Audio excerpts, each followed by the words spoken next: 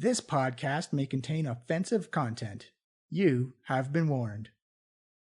Hello everyone, and welcome to the Diecast podcast. I am your host and DM, Johnny, and this is Tales from Trollskull. Thank you for being patient. We are back. Our website is fully migrated, and real life will come and kick you in the head sometimes, but we are back. We are ready to tell some more D&D stories, and this, unfortunately, for now, for a short time, is the last episode of the B team as we roll into another team next week. But we are going to get into the conclusion of the Gnaughty Gnolls storyline. And I hope you enjoy it. Everyone had a ton of fun. Everyone was amazing. And I just think that story is so well done by all the players involved. So before I leave you to the show, just a reminder that you can find us on Twitter at Diecast Podcast, any app that plays a podcast, and on our own website, www.flyinglizardstudio.com, newly upgraded and refurbished, and of course on our own Discord and YouTube channel. And please leave a rating and review. It helps us out so much. It helps get the podcast out there, especially if you share it. We would greatly appreciate that. But that's enough for now. Let's jump into the final episode of the B Team. What is going on in that Enchanted Forest? I hope you all enjoy. I will see you next week with a brand new team. Stay safe, wear a mask, wash your hands, and I love y'all. Take care of each other. Previously on the Diecast podcast. He's cursed? Is that what that is? Wing your way in there like the pirate bitch you are. I haven't done combat in a while. Only seduction and drinking. Is that the druid? You notice that one has a series of antlers coming off the top of one of the hides, the hoods. It says, "Beware the three sisters. One cannot die while the other two live." I will advise it is springtime, so tick season is in full effect. Hello everyone, and welcome to the Diecast podcast, Tales from Trollskull Alley. When we last left our adventurers, they went for a Donnybrook and a slobber knocker at the blunt of the blunt axe head, the dull axe head, sorry, where Liza and Yrel had an epic barroom bash at the bottom of the fighting pit. You talked to Calico, you learned some more about what afflicts him, a supernatural type of curse that turns his eyes gold, but he can't feel, taste, or smell anything. Everything feels cold to him. And just not a well-traveled journeyman, but not doing well himself. He's like mildly undead. A little bit. Yeah. He's got a bad case of the undeads. He's only partially undead. He's not fully dead yet. He's pining for the fjords. And then as the night wound down, Liza successfully got Yrel to tap out because she knew she only had a couple rounds left and did not want to go unconscious in the middle of a fight. There was much booze spilling, many improvised weapons used, and you got to see Yrel extend and use her extendo hand to grab onto cups and various other items. Championships were celebrated as everyone was heading out for a good old roundup finale for the night, when all of a sudden the alarm bells began to sound and 3 druids began to walk the streets of Harker's Falls. Oh yeah. Very, very ominous, very in sync. And they made their way, independent of the lift, to the city hall. You all made your way over. You got to hear in on the conversation. It was kind of like a city hall, town council being held. Although you did notice it was only with the people on the upper level of the town. And they said that an attack had happened and that they are going to redirect the next place, the next scouting place, to do some logging. But the scouts had been attacked, they had been raided, and that whatever their current plans were, they canceled them. And so they turned to you and said, okay, well, these are clearly the Gnolls. We're going to get you to go out in the morning and tackle the situation. So you all went back to the Wooden Dragon, where you sat back and slept off your inebriations from the night before. And Elspeth decided to snuggle up with Daisy for the night. And Daisy, very wisely, with some newfound ranger skills, put alarm around the outline, the baseboards of her room, and almost immediately, blip, set off the alarm. apparently a tick had crossed over into her room. And Kevin! as she tried to put a cup over the tick, which had a yellowish greenish glow to it, it skidded under the bed. And as she was looking for it, she discovered it was on her knee and gave her a bite, but she resisted the effects of the unknown tick bite. Slime disease. I'm still pleased with myself. That's the so best good. time That of was this so good. campaign, frankly. Give her another inspiration. Just for the memory of it. But that's where we'll come back. We will come back in the morning. The rooster is crowing. The waterfalls are roaring away. You can hear that big water wheel squeaking along as you all wake up in your various rooms in your various states of hangoverness, ready to Mari start ordered the day. every meal. Ate all the meals. Oh, Ate yeah. all down the hallway. Mhm. Every menu item. Mm.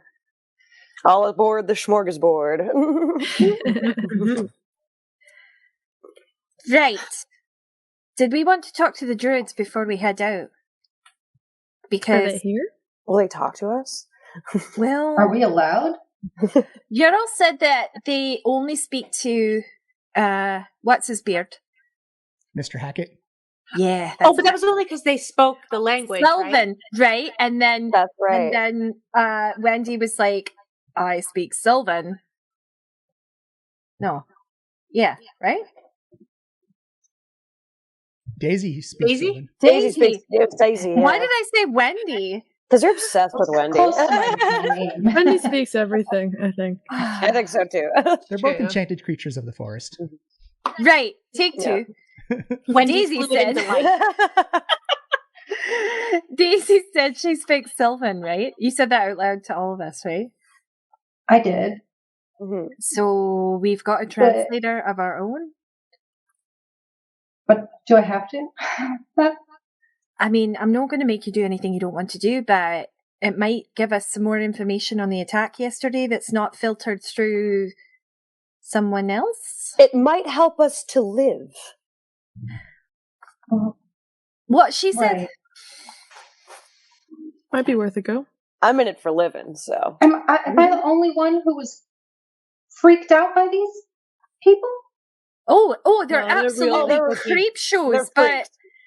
I mean, we also slept in the house of an extremely powerful witch and walked through an enchanted forest like it was a nice summer's day. So I feel like this might be okay. And also, they want us to take care of the problem. So the more information they give us, the more likely we'll be able to handle it.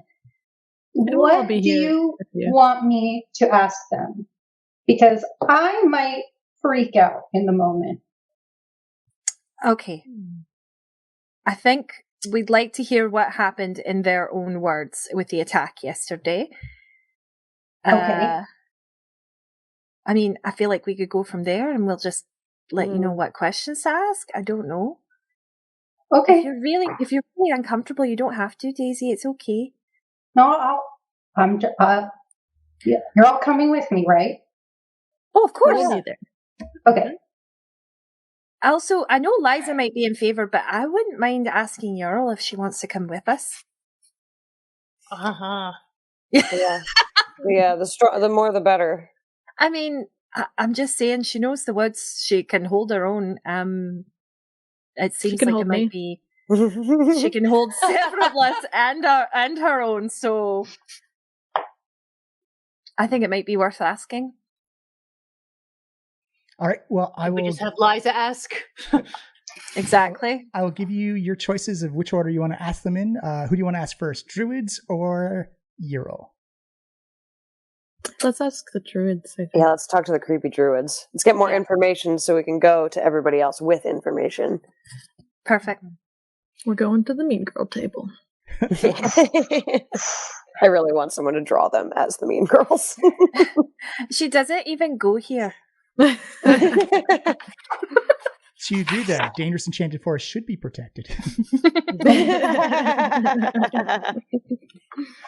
You make your way out to the main concierge of the Wooden Dragon, and they tell you that anyone who would know anything about the druids would be the city hall town member or the city hall council members. And so it's a bright early day in spring. There's still kind of that crispness in the air. That cold is slowly losing the seasonal change to summer. Every now and then you just have like that breath intake of cold where it's kind of like stabbed at the back of your throat with frostiness, but the sun does kind of warm you up and fill you up in beautiful blue skies, white fluffy clouds. Sun is outshining. People are out working, and you can see Mr. Hackett at the front with a clipboard and a quill just writing away as people are come running up to him. Looks like he's kind of like a man on the fly type of deal. Do we see some of the sort of panic and or fear from last night's events? Like, does it seem like people are a bit edgy, or is this a normal thing and it's another attack kind of thing? Give me an insight check. Okie dokie. Click. What'd I get? I see a 5. Oh, woo. I see a 13. Why can't I open this? Anyone else wants to do insight as well, you're more than welcome to. Oh, I got a There 9. you go. They were all a little tired. Yeah. Both a little tired. Both Saffron and I rolled nat ones. So Mari, Una, and Daisy, it's not panic, but it's concern. It's definitely one of those. Had this been the first time, maybe they'd be a bit panicky, but it seems like they are going through a system, going through a routine. Like it seems like it's got to be handled, but there doesn't seem to be that discord of someone running around like just screaming incoherently. It's, we got a problem. Here are the steps we take towards to do the problem. And it seems very orderly and very with purpose as people are coming in there. Like, Corporate. Yeah, going through their plans, as it were. Okay. Deliberate is probably the best word. Okay. Should we seek out Maze? Mace? Yeah, she's actually there. She's got her glasses on and an arm stack full of folders and paperwork in her hand as she's trying to like manage all the incomings and outgoings. And looks like she's doing her job. Looks a little flustered for all the action that's happened early in the morning, but she's holding her own as she's kind of co-directing traffic with Mr. Hackett. Who do you wish to approach first? I say we just go to Mr. Hackett straight up. He's the one who deals with the druids, right? Mm-hmm. Yeah. You can see his beard's a little disheveled, hasn't had time to coif it for the morning. He's like, our hirees, how can we help you out? I presume you're just gathering up before you head into the forest to track down the gnolls? We're just getting ready to go, but we thought since the druids are in now, I know they weren't supposed to be, they're back a bit early, but we thought maybe we could have a quick convo since they had an encounter last evening as far as we were told. Is it possible his brow furrow and he kind of exhales like, oh, no. They left as soon as our meeting was done. They've gone back into the forest to start tracking. Will they tell you anything, or the gnolls, or tracking the next site? Tracking the next site. Huh. like a site to go to? So they were just like business as usual. Yeah, just popped in, let you know about the attacks, and then popped back out. Yeah, no big deal. They're a very odd, eclectic group. We saw that. Yeah. Not to speak ill of people who aren't here, but their concerns are more with the forest than with us. We just kind of have like a symbiotic relationship with them where we help them out, they help us out. So You're their safe burn. Is there anywhere we could find them when we're out? Or can you give us a rundown of what happened yesterday, like all the details, just so we can know what to expect? So, well, again, it's through their filter, and so it's very kind of unbiased, not picking a side type of deal. But it turns out that some of the scouts we'd sent out to clear the area to set up a logging camp, they got raided by gnolls. It looks like there was maybe like 4 or 5 people out there. 2 confirmed dead, 3 got scattered into the forest, and hopefully they can find their way back. Oh but dear. when you're in that deep, sometimes Sometimes the forest doesn't let you go back. And as a point of information, if you have to run blindly into an enchanted forest, try not to do it in the dead of night. Right. Nighttime in the enchanted forest. That's not good. Not good. Well, if we so shall we go early? I mean, I want to leave right after this, but I want to have a quick convo with Yrel, right? Yeah. Well, she's inside as well. She's setting up the next logging team because all her plans have changed drastically in the course of about 6 hours. Fan dabby dozy. Let's go. Yeah, you just walk right on by him, and it seems like your conversation has kind of caused like a backlog of people kind of doing that. Like, sorry, excuse me, sorry. They're taking so long. I can't believe this. It's to solve a problem, you know. You do see Yrel hunched over, or kind of like both hands on a table, looking at the plans, and it's one of those situations like very tall person, furniture not built for her body type. As it looks more like she's like almost doing knee touches, and you can see she's just sitting at the kids' table. Yeah, and she's got an exasperated look on her face. All her plans that were set up for in the previous week have just been upended, turned over. Sorry to disturb. We know how much you love doing paperwork, but we thought perhaps you'd like to come with us to kill some of these gnolls.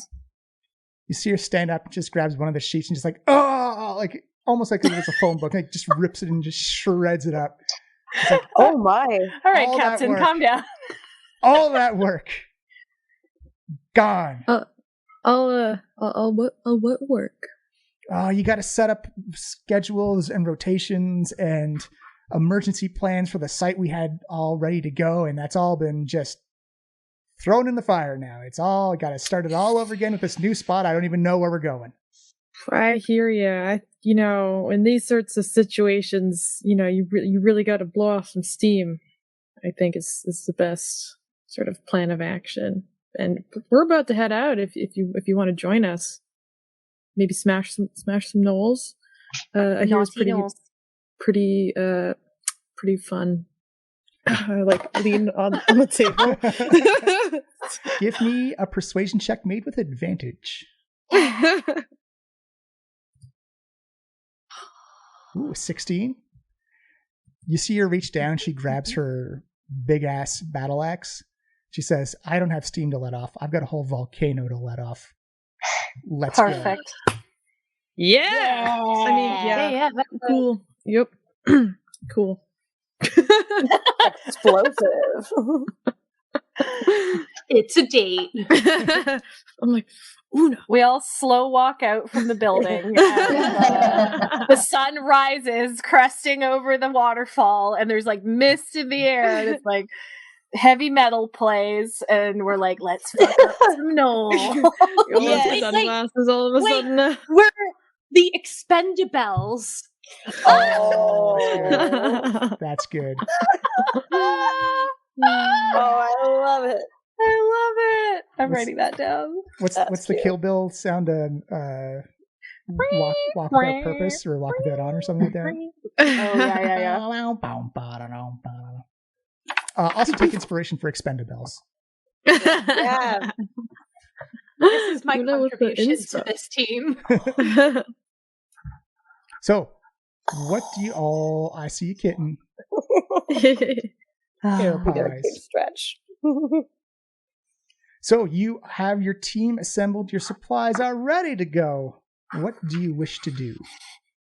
Do we still have healing potions? You should. You should still. Yeah, I was actually going to say, from the night before, Calico didn't take a big sip or a big gulp of your honey healing. Because he knew he wasn't going to be able to taste it. So you still technically have a full dose of that. Okay. Forgot to mention that earlier. Okay, so we each have that one of those golden honey things, and then 2 healing potions. Mm-hmm. For the whole group. It's not 2 weeks. Yeah, it's for everybody. Perfect. I don't want a metagame. I did not take any honey from the tree. That's true. I do not have one. What if we didn't eat the sticky buns? Are they Yeah. still good? If you ate the sticky buns, you had the effects have long since passed now. The magic has faded from your enchanted croissants. Gotcha. Yeah, we didn't take those with us. We just had that effect for the day. Yeah. Yeah. I don't know. I thought I have sticky buns and sandwiches written here. So do we want to like go to the trade district and like get some potions and stuff? I don't know if we each have that. I don't know if I there's think much we're more. pretty good. Yeah. Yeah. And And you I don't did have know a ton that of gold. They did say in the town from last night, the town's very isolated. Like they don't. Okay. The Yeah. trade is essentially a one-way street in this place. Yeah. Cool. Wait, what do you mean when the trade is a one-way street? There's almost no import coming in. Everything is very wood and stone based. It's all outgoing. Yeah. I was gonna say they've got a lot of nice like magic wood here.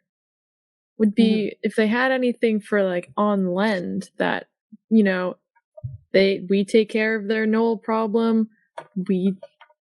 They take care of our no magic wood problem. Well, they are paying 100 gold pieces each, which is a tidy That's sum. true, but they didn't tell us how many people had died before this. This was new information for me. Hackett also said he might strike a bargain with you if you wanted to open an account with it. Mhm. To We can always renegotiate upon return. That's true. Plus, we can keep whatever we find. Yay! Also true.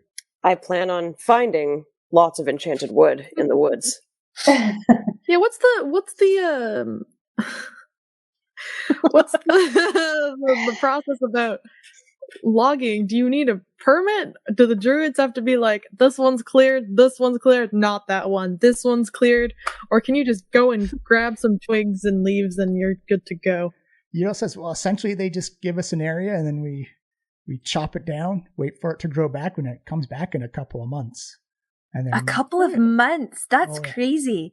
there is Normally, it takes hundreds of years to grow trees this big, thousands even. there That's is constant growth in this forest, and the closer to the heart of the forest you get, the faster it goes. Where's the heart of the forest? What direction? You see her kind of port in like a northeast direction from the upper level. She's like, you just keep walking that direction, give or take. So, what direction did we come from? You came from like the southwest. Okay, Yeah, so we'd but have you to were- keep but- heading in the. Yeah, But you were on the lower level as well. yeah. Essentially, the geography of this is when you came up to Harker's Falls, it looks like someone took a big hand underneath the ground and then just lifted up and created this big, gigantic cliff ridge that it's like not worn by weather. It looks sharp and jagged, but it's very clean. Like it doesn't look like erosion has touched it at all. How long has I'm asking Yrel this, but how long has Harker's Falls been here as a settlement? Like, how long has it been a town? She says, I don't know. I came here on my own. I think it's maybe 100 years old, 200 years old. It's not in comparison to it's been around a bit, but in comparison to other things, it hasn't. So a couple of generations kind of thing, not Yeah. like thousands of years, or it's Yeah. not an ancient settlement or anything like that. No. And the druids were here when they got here. Yeah. Oh, yeah. Interesting. And they're So you want to head out? Yeah.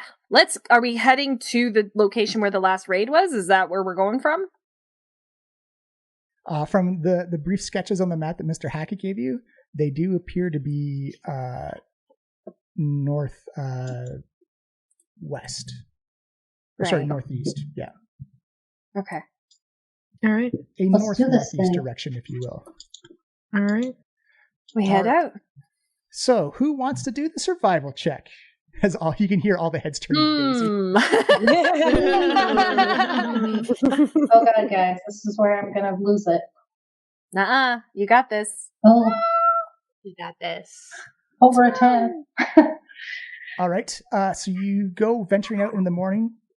Daisy takes the lead. Daisy, this is almost like you're in another biome as compared to on the lower level in the forest. This is much, much different than what you're accustomed to. The brush is denser and you hear kind of this moaning and creaking. And as you look over, Daisy, you've never seen anything like this before, but you can actually see the wood and the bark on trees expanding and creaking as you can. It's almost like watching bamboo grow in like 4 times speed.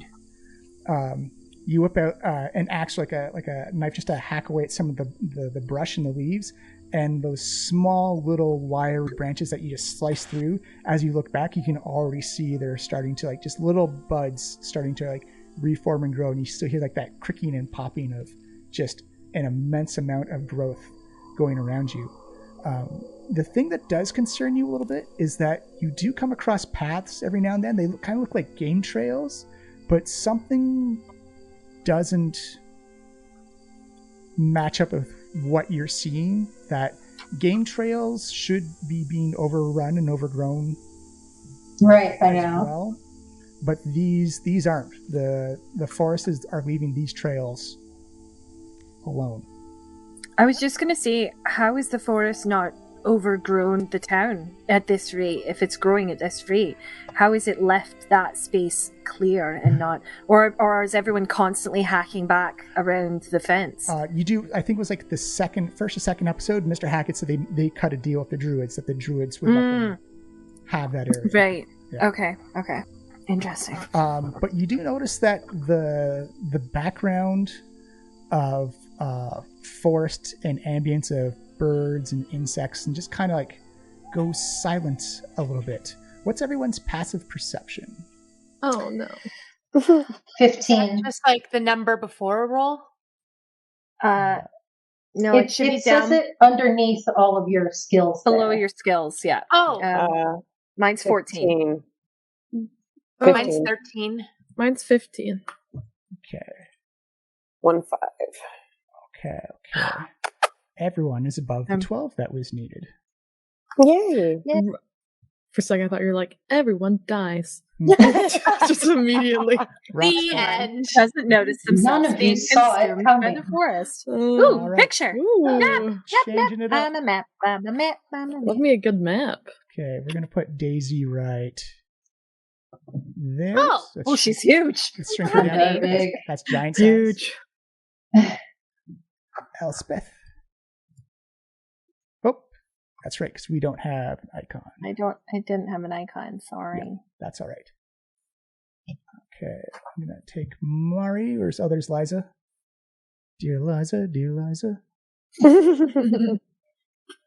There's Mari. This is so exciting. Oh, Mari has a cute haircut. Also gargantuan sized. Yrel better just be that size. Yrel is just that size. Yeah. All the time. Get Yrel out there. I forgot I drew that. Are these part of the Roll20 like thing? Only Elspeth's is. So that's 1, 2, 3, 4, 5, 6. Everyone else designed their own icons. Oh no, I mean the background, or is it like down like custom images? Oh no, this is like generic Parkland map that is free. One of those like kind of like Getty Images, just like free stock type of stuff. No, it's the forest. Mm-hmm. All right, so everyone who has higher passive perception than a 12, you notice that as the sound goes down, you actually hear off to your, just as a quick, give you like a quick thing like this. Oh. This is north, right that way. You hear ruffling and breaking, and like you hear yips and snarls and barks coming off to your west. So you don't get surprised by this, but you see Gnolls come. Oh no, not Knowles. Yep. Objects. I'm shocked. Select a new. Who would have thought? No one said anything about Knowles. How dare they be knolling up in here? I'm out. 4 and 5. 5 Gnolls. Now, No. for the first Five time Gnolls. in this series, I'm going to need everyone to Initiative! initiative. I don't even remember how to do this. It's been so long. You just got to hit Oh, your initiative button. Whoa! Wait, is my initiative supposed to be 0? It may be. I think your dex is Yeah, very it could low. be. It's about your dex. Okay. I rolled a 19. Oh, did I not? I rolled an 18. I got an 8. I got a rock. I got Hold on. Move everyone over here. Was that the inaugural roll with your new dice, Whitney? It was! I got a good number. Turns. That's 1, 2, 3, 4, 5. What? You're missing me. Yeah. And you're off. And Girls there. Yrel's there. Oh, yeah, she is. Okay, and the Gnolls. Because my macros don't want to work today. Bam. Mari goes second. Where's Mari? Oh, here I am. I'm here. Kobold. That's the word I was looking for. This whole time I was like, what's the dog people called? Oh, Kobolds? the kobolds. Oh, Yeah. yeah. Those are dragon Those people. are, Those are little yeah, lizards. they're like little, yeah. And Under- Little Underside of the underdark dudes. I'm thinking of Dungeon Meshi. Luna goes there. Oh, and I got to do Yrel as well. Sorry. Just going off on a little brain adventure. Whee! Yep. Just gonna Google that real quick so I can confirm. We should just narrate what the cat's doing for now. It's Leslie bath time for my screamed. cat. Stretching Oh, and and now there's another sleeping. cat. Oh, stretchy paws. Okay. Oh, did you That- put a shirt on the cat? And Your he's, cat have a shirt on. he's sleeping underneath my my shirt. He's not in the shirt, he's underneath the shirt. All right. We I have rolled a 19. Listeners don't need to know that. Daisy. Daisy got 19, so Daisy's going to go first. Is that my lovely Daisy? That's Daisy right there. So Daisy, you have the Yes. first turn in the order. You see 5 Gnolls come running through the forest at you. What do you wish to do? I have a longbow and I would like to use it. Fire away. Alright, let's see if I can do this in there. 10. 10. That unfortunately is a miss. You actually got caught off guard as the arrow goes scooting on by. As you see the Gnoll take notice of it, kind of yips and barks, and kind of has its focus forward. You have a movement left, which you can move up to 30 feet. And if you have something that is a bonus action, you can do that as well. Let's look at my actions. No, I'll just move. All right. I think you can control your token, so you can move it wherever you wish. Okay, cool. I got a question about one of these knolls. Is it so? Are the trees impassable, or can No, you? they're trunks. You can pass right through them. All right. I So cannot move her. One But- second. Ba-ba. Let's change that. Details. Name controlled by. Where's Whitney? There's Whitney. Save settings. There. Can you control her now? Yep. So 30. 1, 2, 3. I'm moving here. Perfect. All right. Elspeth, you are next on the order. Right. Okay. Ba-ba-dee-ba-da-ba-doo-ba-doo. Range of that is only 5 feet. Sorry, I'm just checking all my That's options all right. here. That's all right. Oh my god, I got nothing. Oh, I know. I'm gonna cast Fairy Fire. And I did. I actually clicked on it to read it, but it's fine. Distract. Each object in a 20-foot cube. So I'm going to put the cube sort of. I don't know if I can. Yeah, there. Yeah. So that'll be. So each object in a 20-foot cube within range is outlined in blue, green, or violet light. It's going to be violet. Oh, Any creature in the area when the spell is cast is also outlined in light. If it fails a dex saving throw, the save is 14. Okay. Hello. Fail. There's a 9. There's an that one's 18. And then there's an 11. So 2 fails. Fail. So we're going to mark Fairy Fire. So any attack roll against an affected creature or object has advantage if the attacker. Yeah. I've been spelling Gnoll wrong this whole time. Me too. That's what I was just like correcting in my book. I was like, oh, it has a G. And you still have a bonus action to move. What would you like to do? Bonus action inspiration on this one. Wait, That could be a lot of people on this map. who's up next? Liza's up next or Mari? Mari's up next. Mari. Bonus action inspiration, bardic inspiration on Mari. Why? Thank you. Hit the ones that are glowing, babe. Yep. You will have an advantage against those. Sweet. Okay, I gotta mark off the spell slot. I will hit the glowing ones. Okay, so these trees, am I short enough to hide behind these little tree trunks? Absolutely. Especially as a halfling. As a halfling, you can actually hide behind your other allies as well. You better believe I'll be doing that. Okay, but first, each of these squares is what, 5 or 10? 5. 5? Okay. So, if I theoretically, I can't move myself. We'll change that real quick. Controlled by. Save. There you go. You should be able to move her now. Sweet, thank you. So if I move to here, theoretically, I'm hiding in this little. You'd have to do what you could have to do a sneak check first. Okay, sneak check. I will do that. Hold on a minute. Sneak. Where'd you go? Stealth? Stealth. Sorry. Yes. Sneak, Boom, motherfuckers. Sneak. You think yourself sufficiently hidden as you sneakily take cover behind Una and then kind of just dart over to a tree. I thought you were just going to leave it at that, to be honest. You think you, yeah. Okay, so I'm going to aim my short bow at this, oh no, don't move myself. At this one here with the glowing. Yep. Yeah. Give me an attack roll with advantage, please. 21, that's a hit. So roll up your damage and add your sneak attack damage as well, please. Sneak attack. One.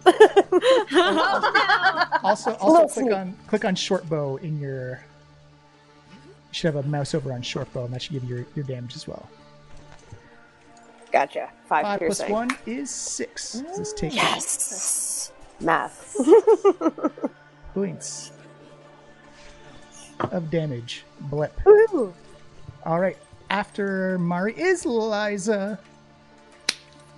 All right. I think I'm gonna go old school and get right in there. But first I gotta get right up there with my legs. 'Cause I don't think I'm close enough. These are not controlled by the right people. I'm sorry. Where's Saffron? Saffron, I have. There you go. Save.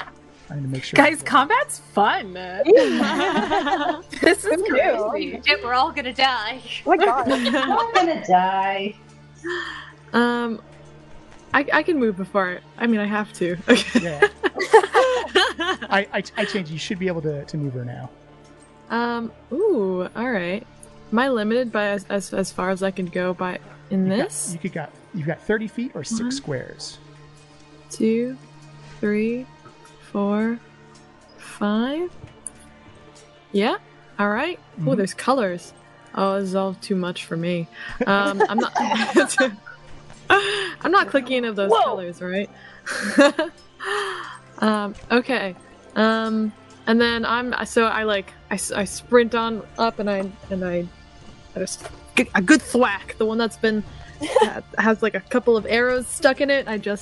I cleave into it with my 2-handed longsword. So I'm double handing it. Give me an attack roll of that, please. With advantage. That's right. Yes. Where's Fire still going. 17? Boom. That is a hit. Roll up If you click on the long sword 2 hands underneath, you have like a little mouse over. It'll give you your damage roll as well. Yeah. Oh, 10 There you go. points. nice. Wow. Destroy him. Choppy. This gnoll looks very wounded as Liza comes in and whack. As you look back, you see Yrel kind of like nodding in approval, like, nice. I'm no lumberjack, but I know how to chop. It is Yrel's turn now.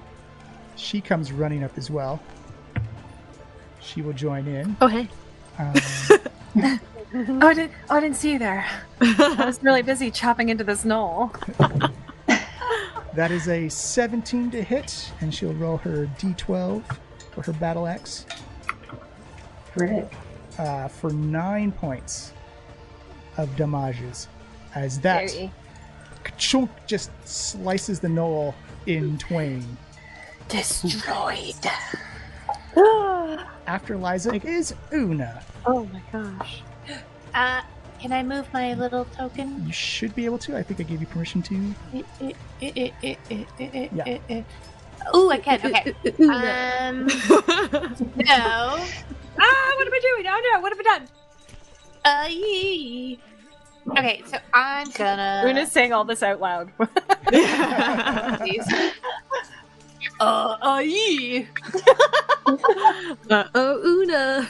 Can I go like here, and I want to throw my javelin at this one that's been marked. The other purple one? Yes, you absolutely can. Give me an attack roll with your javelin, please. Okie dokie. Attack roll. Oh wait, what did I make with advantage? Yes, it is. Oh wait, definitely- no, that's fine. 22 is that 22 is definitely a hit. Woohoo!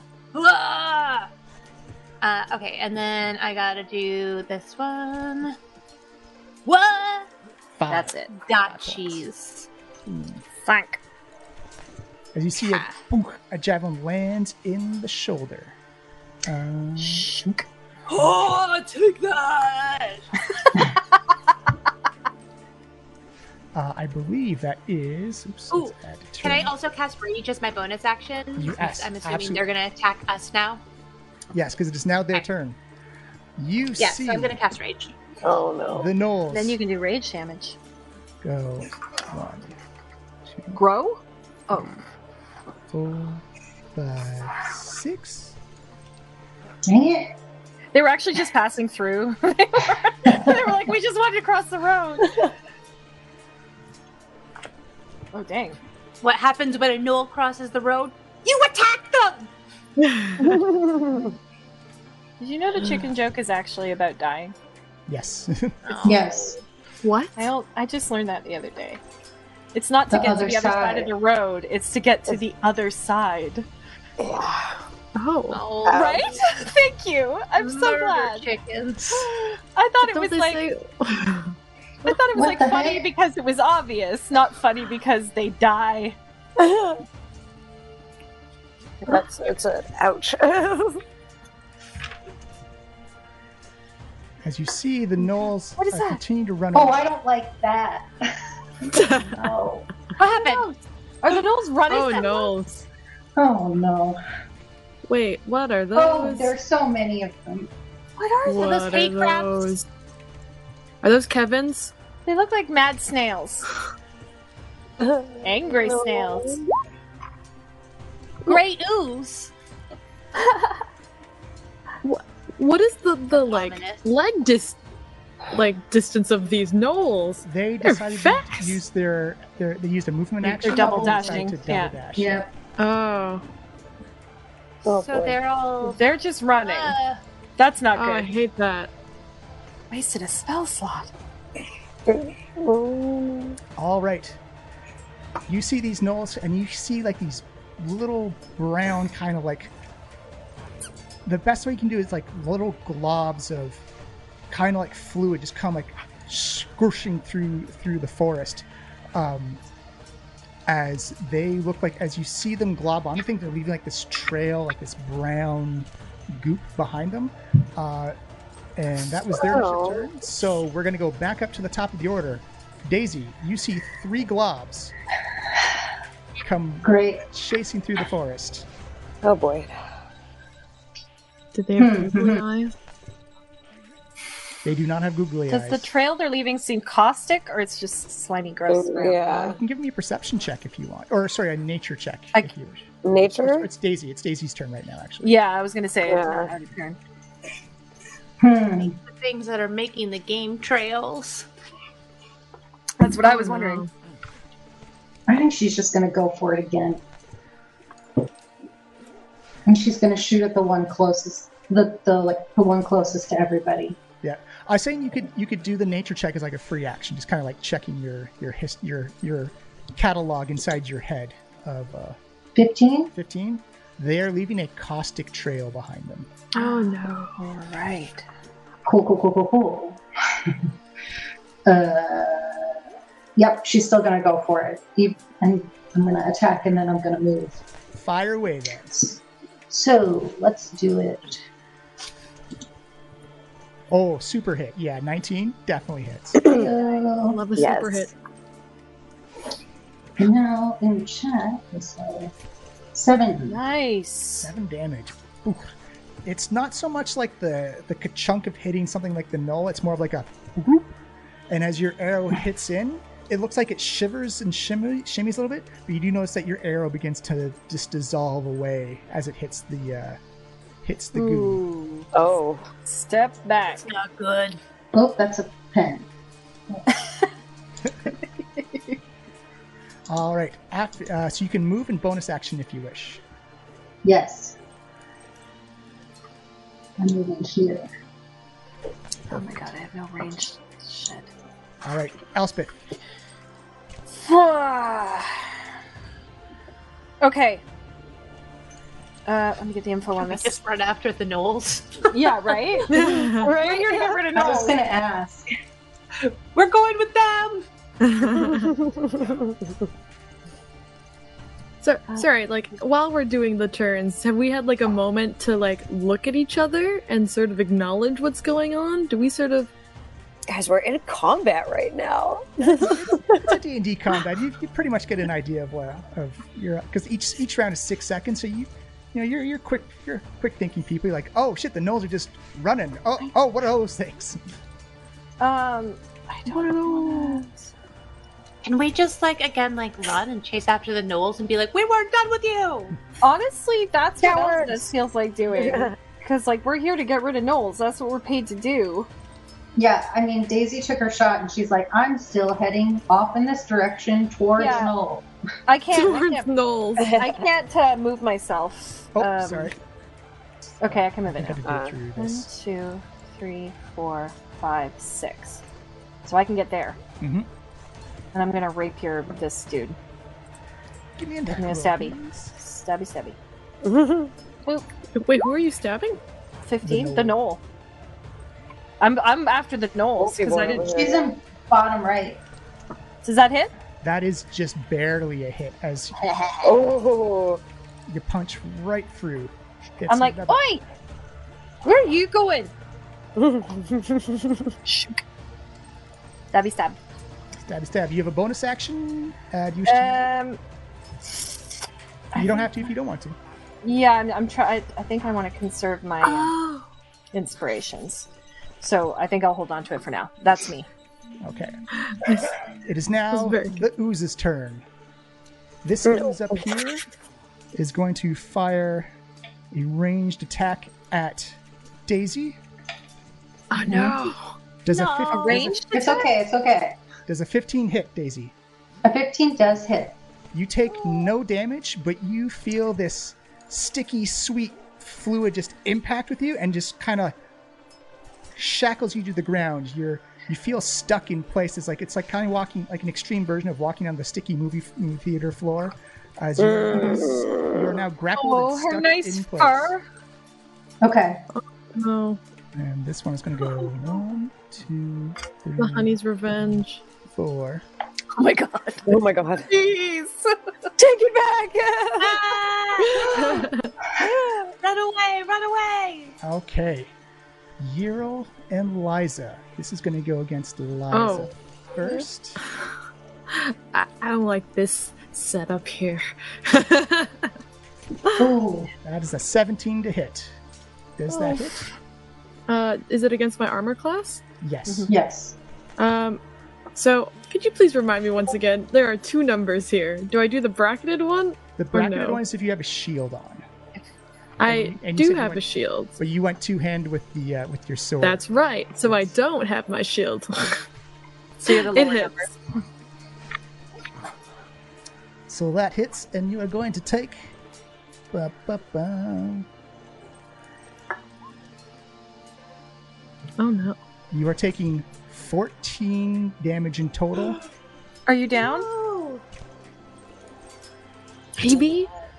Nearly? No, I think I'm. You have 15 hit points, don't you? No. I think I'm dead. Did you go to 0? I have 13 hit points. So you You're get knocked unconscious. What? Oh god. I can't react to that, can I? I'm just gone. You're No. not dead. You're just knocked unconscious. So you'll. Just do a dramatic unconscious. Yeah, I'm doing. As I go down, I'm like, babe. All right, this one's going to be against Yrel. Ooh, Babe. these dice are really Oh no! Oh no. Oh, 17. Wow, that's a lot of acid damage that's being rolled right now. I Oh. don't like this. Yeah. Yrel is actually, she takes a serious hit and it burns on her arms, on her arm a little bit, but she is still standing. Oh my god. Remember when All we right. were excited for combat, guys? No, I hate it. Just kidding. Mari, it I is hate your it. go. Let's go back to role playing in the woods, shall we? Yeah. Wait, As you see this Liza, the last thing you smell before you get rendered unconscious is maple syrup.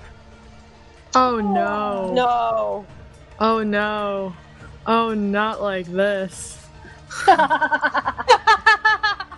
I'm Canadian, goddammit. I'm in my hubris. Karma. Oh golly. Okay. Oh shit. I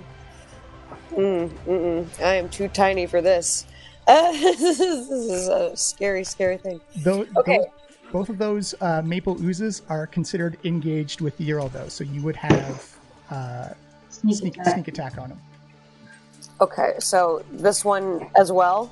No, because Liza is currently unconscious, unfortunately. Oh, damn it. So that one will see me if I do anything. Okay. Yes. So I'm gonna run away from the oozes. I'm gonna follow Bells over here. I think. Hold on. 5. I can move diagonally once, right? 5, 10. And you can attack and move if you want as well. 20. Oh. Attack and then move, yeah. Attack and move. That's true because I have the cunning action. Correct. Okay, so what I will do, okay, will the arrow do anything? I don't have any magic to blow this thing up. Only one way to find out. I guess. Arrow did. All right, I'm going to shoot an arrow at this guy right here with my short bow. Where are you, short bow? There you go. Ooh. Nice. Oh, that's Hello. definitely a hit, yeah. And- can you ping the guy you're hitting at?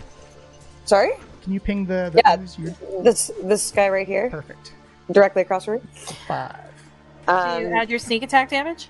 Oh yeah, add your sneak attack as well. I'm still snaking. Yeah.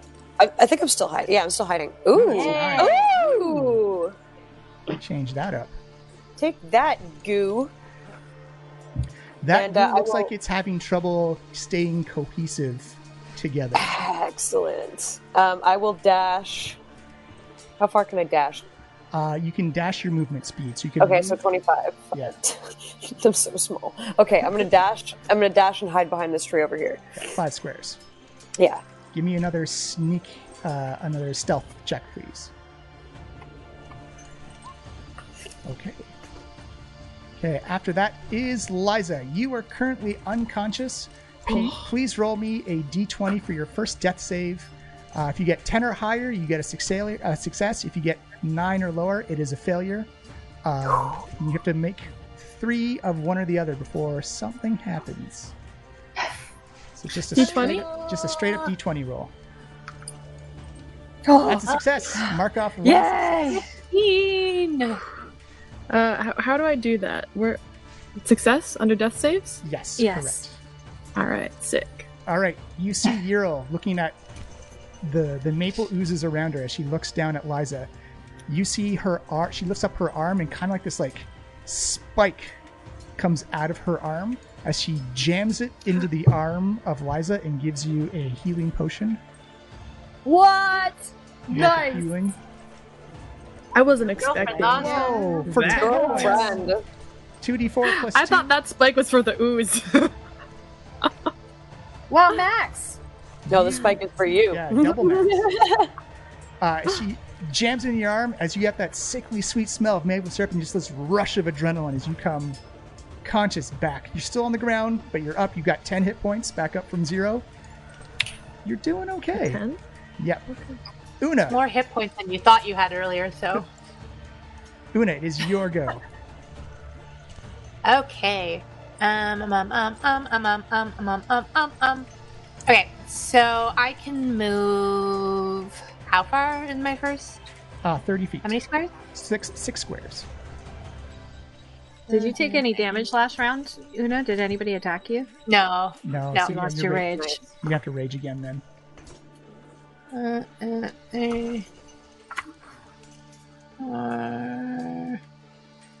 Want to be far away from these things. Okay.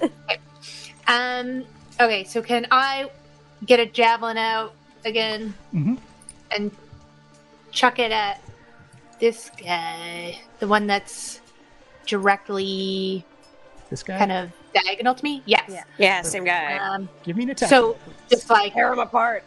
Are you gonna rage first? Are you gonna rage again for your rage bonus? oh, Sorry, I'll stop. it's too late now. So And you did really well. It's a bonus action. You still can. Yeah, you still can. oh, sure, we'll do that. Oh wait, Because but then you get I only have- your rage damage bonus. Yeah, but I only have 2 rages, and I've already used 1. And okay. I suspect this is not our final battle. Good So point. I'm gonna hang on to one of my rages. So Una's gonna just be like, "Whoa!" Throw her javelin at this guy. Just a normal amount of angry as opposed to full of rage. Regular rage. Yeah. Simmering. You actually Yeah, see Una's so 8 javelin go right through the middle of this thing. Leaves kind of like that cartoony Wile E. Coyote javelin-shaped hole through the middle of it. It just kind of split and falls to the ground and just kind of gets absorbed Yay. into the soil. We got one. I stare at her huge javelin and look at my tiny little arrows. All right, after Una Like the mini-me version. Yeah. is the Gnolls. All right. Gnolls, Oh, Gnolls. What? They're That's still already here? No. Make your mind. You can't also run from us, but then continue this battle. Make a choice. That's not fair. Go ahead, See, run from me. This I want to Gnoll end you. runs off the map. This Gnoll runs off the map. Oh, This Gnoll runs okay. off the No, map. that's fine. That's fine. And this Gnoll is going to take the disengage action and go 1, Oh. 2, Scaredy dogs. 5. They got good reason to be scared. Oh no. Yeah. And that's all Got that one of goes right there. That's as far as it can go. As we go back up to the top of the order, and we have Daisy. And I'm stuck. And you are stuck. Oh, You yeah. can use an action to get yourself out, but that's your action Oh, for the no. turn. Absolutely not. I will be throwing my hand axe.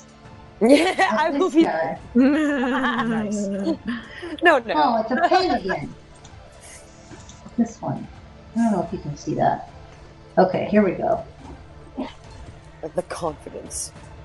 Oh, 10. 10 still hits. Oh, yes. yes.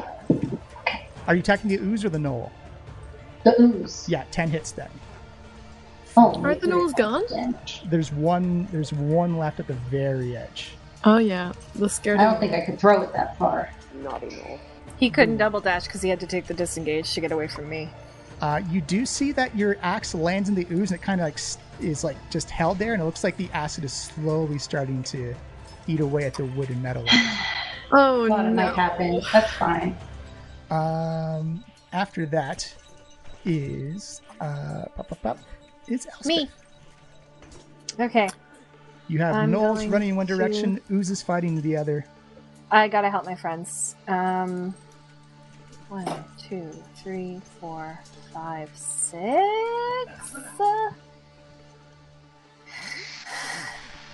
I'll go here and throw a dagger at this guy. Perfect. Okay. Attack roll. Boop. Oh yeah, that's a super hit. 19. Yeah. 19 hits. 4. 4, so that makes it 7 in total. Boom, as you see the I dagger... didn't even realize. Oh, sorry. Go ahead. Sorry, you see the dagger land inside the ooze, it shimmers again. You see it kind of like click and connect with Daisy's hand axe, as you see that the acid begins to eat away at that as well. By the way, was it Mari I gave inspiration to? Yeah? Yes. That lasts 10 minutes, just so you know. So you can use it Beautiful. at any point to add to one ability check, attack roll, or saving throw, and it's a D6. Excellent. Excellent. Thank you. All right. And that's my turn. All right. The two acids are going to attack Yrel. Hopefully they won't be as deadly as their... They've only got a +3 to their attack, so like those attacks were like... Oh yeah, we're just Yeah, babies. that's That's a better. 7. Blap. As you see, actually it wraps around Yrel's arm and she just cuts it away with her axes. That one misses, and the other one will also hit Yrel. For a Nice. 4. There you go. There are the bad rolls. Good. That's better. After that is Mari. It is your go. Alrighty, so what I'm gonna do, there's still, these two are still engaged over here, yes? Correct. I am going to pop out of hiding. Wait a minute. 5, 10, 15. Alright, they're pretty far away. Okay, so I'm gonna sort of like behind this kind of bush tree situation here. I am gonna shoot another little arrow at this guy, the first one closest to me. Yeah. They're engaged in combat, so you don't need to sneak if you don't want to. You're going to get sneak attack damage regardless. Anytime you get advantage, you get Yeah. sneak attack. Fabulous. Okay. So give me an attack roll, please. Pop one more up there. Okay. Short bow That's an 11. That hits. Woo! with 9 the plus your- piercing plus your sneak Wow! attack damage. plus the sneak attack. Oh shit! Get him! Which one you're aiming at? The closest one to me. You see it This go one. By Yrel? poof as it explodes into a maple syrup mess.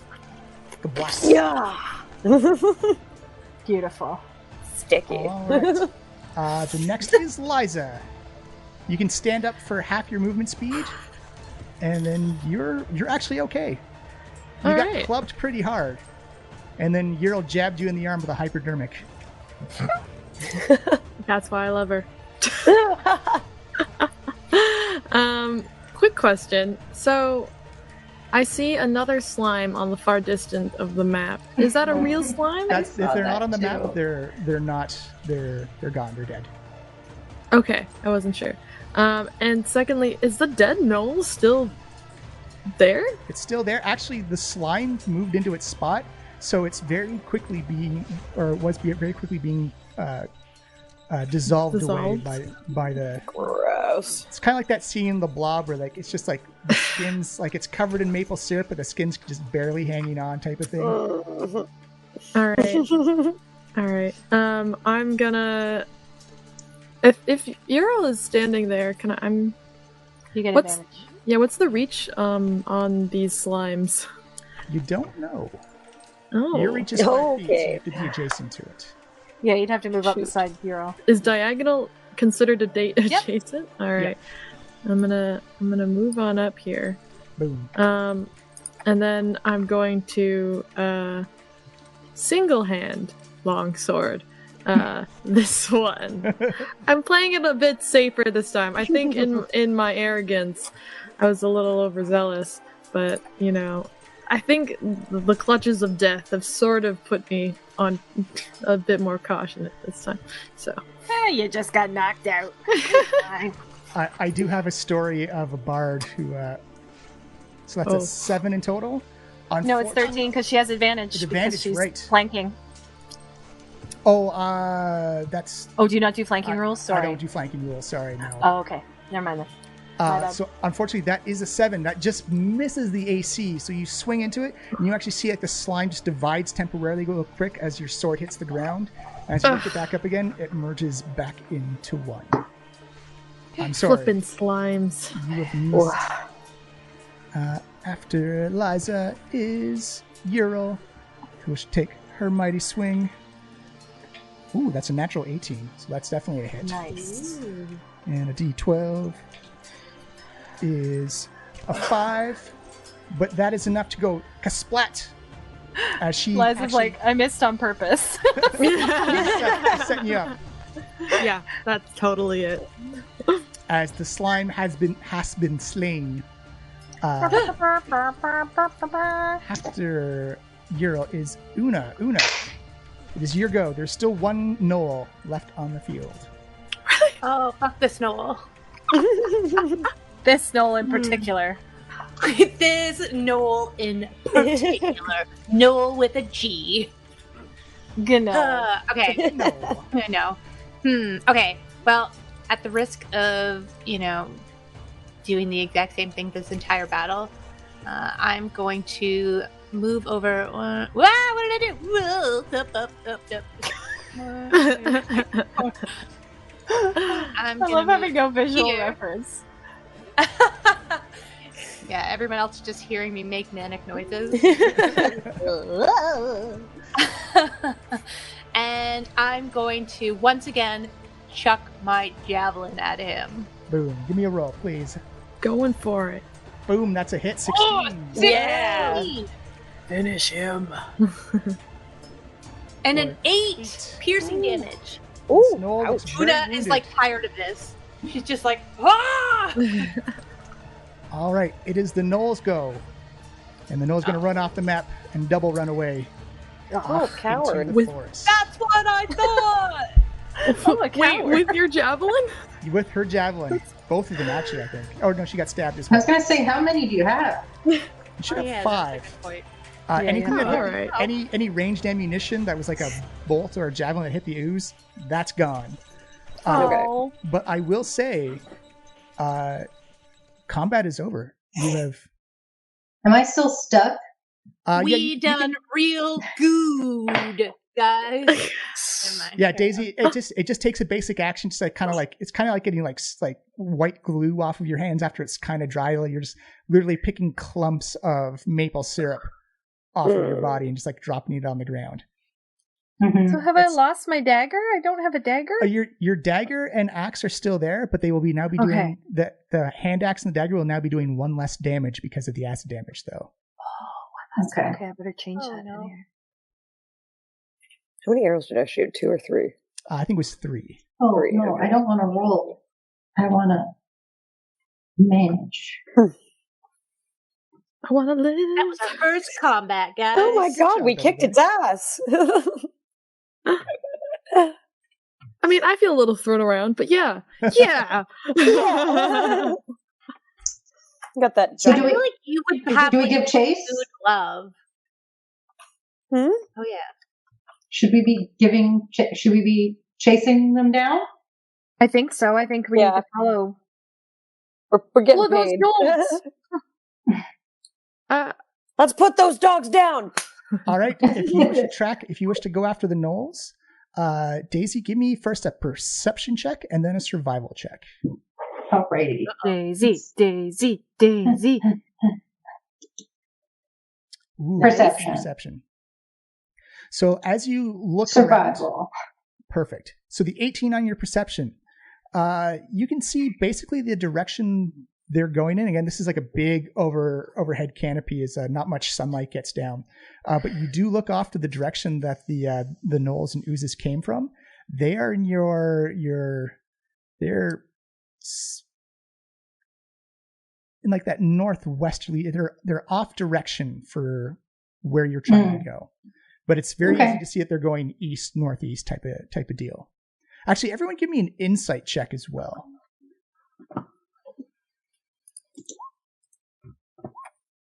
Oh yeah, that's everybody. That is everybody.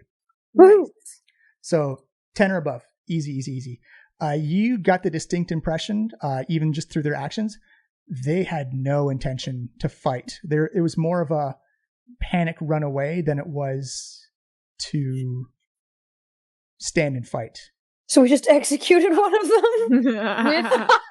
With that insight, do we know if they're running back to their base of operations, or do we think they were just running randomly because they were scared? You'd have to do some tracking to do that. Okay. But it seemed like almost like a startled panic type of thing. Like these things got jumped by the oozes. And then us. Sorry. Sorry. So did they run in the direction that we were headed though, or east? Okay. Okay, so that's where we're heading anyways. Yeah, and there is a Gnoll body there for you to examine if you wish. Yeah. I would like to examine the body and see if there's anything valuable on it. Do it. Give me an investigation check, please. 11. It's hard to sort through, kind of like this mixture of ooze corpse and Gnoll corpse. Mm-hmm. You have inspiration? Yes. I have inspiration. You can add a d6 if you wish. Add a d6? I'm using the inspiration. Where's that d6? Damn it! Still 12. Still 12. No. It's better so than 11. inspired. You found a single gold coin. You actually don't find any gold. It doesn't even have weapons on it. Oh no! My God, worthless. What you can see is that it looks like it had a lot of like foraging, like grubs, berries. Oh God! Fruit, like small squirrels and bunnies that it's trapped. Oh God! I'm sticky and gooey, and there's no gold here. Everything smells like maple syrup. Everything smells like maple syrup and dead bunnies. God. Oh, no. I investigate the ooze a little bit and the Gnoll body as well, both with this maple syrup and our previous experience with the maple syrupy smells, the honey in mind. And I'm also looking at the Gnoll to see if there's any sort of, I don't know, like totems or sort of maybe like spiritual or I'll give you a choice. You either do investigation or religion. Your choice. Both of them are just so equally terrible. Let's investigate. Sure, why not? 18. Really good. Nice. It's one of those, it's really obvious because it's not there type of deals, is that there's no religious artifacts on this Gnoll whatsoever.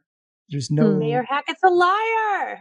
No sigils, no statuettes, no iconography. It is just literally a Gnoll with what appears to be gathering and foraging supplies on it. I mean, we could have just come across a foraging hunting party and not the actual ones who attack, I suppose.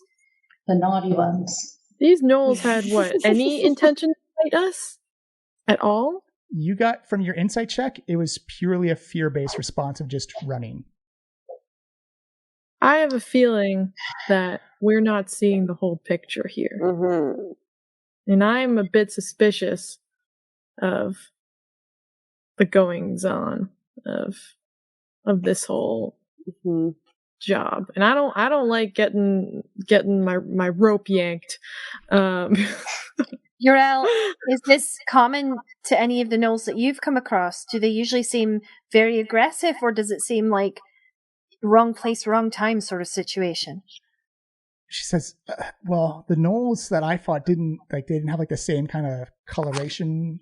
They didn't actually have any color in them at all. They're all kind of like gray in tone, and these Gnolls were like brown and orangish with like black spots. So I've never seen these Gnolls. Oh no, they weren't the Gnaughty Gnolls! Oh my God, I stabbed it so many times! Daisy, with that survival check, you can easily track. Like they are not making any attempts to hide where they're going. It is easy to track. But do we want to follow those ones? Maybe not. I think that it wouldn't hurt to track them, but at a distance. And to sort of get just a better picture, I think, of what's going on here. Where we were going anyways, right? That's the direction we were headed in, so we might as well just keep an eye and... I know what direction I don't want to go in. Right. and I sort of motion over. Agreed. Yes, Daisy, you can easily... They're not hiding their trail at all. Super easy to track them. So should we keep going in our direction, or should we follow the Gnolls? It's the same direction. It's not the same direction. It's the same? Okay. Well, then let's do that. Oh, before we head out, can we talk about what just happened? Well, no, I agree with you. It seems like either we came across a different group of Gnolls that's not been doing the attacking, although they still ran in the same direction as we're heading, or we've been misinformed about what is happening with these Gnolls, or there are certain Gnolls that are being controlled or possessed in some way, and normally they're perfectly fine and are just trying to live their lives. There's a lot of options here. I don't know. We just need more info. Has the naughtiness of the Gnolls been over-exaggerated? Either that or it's... I've fought them. They've attacked my camps before. They didn't look like those Gnolls, but I fought them. So I'm referring to the goo? Really? The goo I've never seen before. Yeah. Oh, that's new. That's not an Enchanted Forest thing. It could be. Usually we're told to watch out for slime. Like, that's not... This is like... She, like, hunkers down, smells it a little bit, touches a little bit, like, kind of like those little tendrils. I definitely considered it. Yeah, no. But also, I saw the weapons get disintegrated, and I was like... That's so spicy. It's like having, like, that fresh soda in your mouth where, like, it kind of, like... It's like Pop Rocks. Pop Rocks in your mouth. It's like... Well, it's definitely acidic maple syrup, that's for sure. It's very sweet. So sentient acidic maple syrup we're talking about. Maple syrup. Oh, no. I mean, that's not that far from a slime, really. So maybe she's just branching out. Maybe she tried some baking and, like, went wrong or right, depending on what she was trying to do.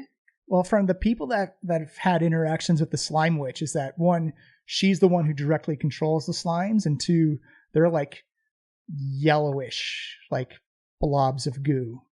Aren't these yellowish? No, these are brown. They look like clumps of maple syrup. Yeah. Either way, what is up with this forest? I was going to say, we've come across magic honey and giant bones. Like, yeah. I don't think I can be surprised by anything we come across here. And I'm not surprised that Yrel hasn't come across it, because this forest is massive and full of unknown entities. I think staying in one place for any period of time is more dangerous than moving on. And I think we need more info. Mm-hmm. But I'm happy to talk and walk. All right. All right, you heading east. Also, I think we did really well there, ladies. I think we did fabulous. I think we should all pat ourselves on the back and have a good swig and move on. Well done. Liza, I'll swig of honey and move on. Liza pats you on the arm right where she jabbed you with her hypodermic.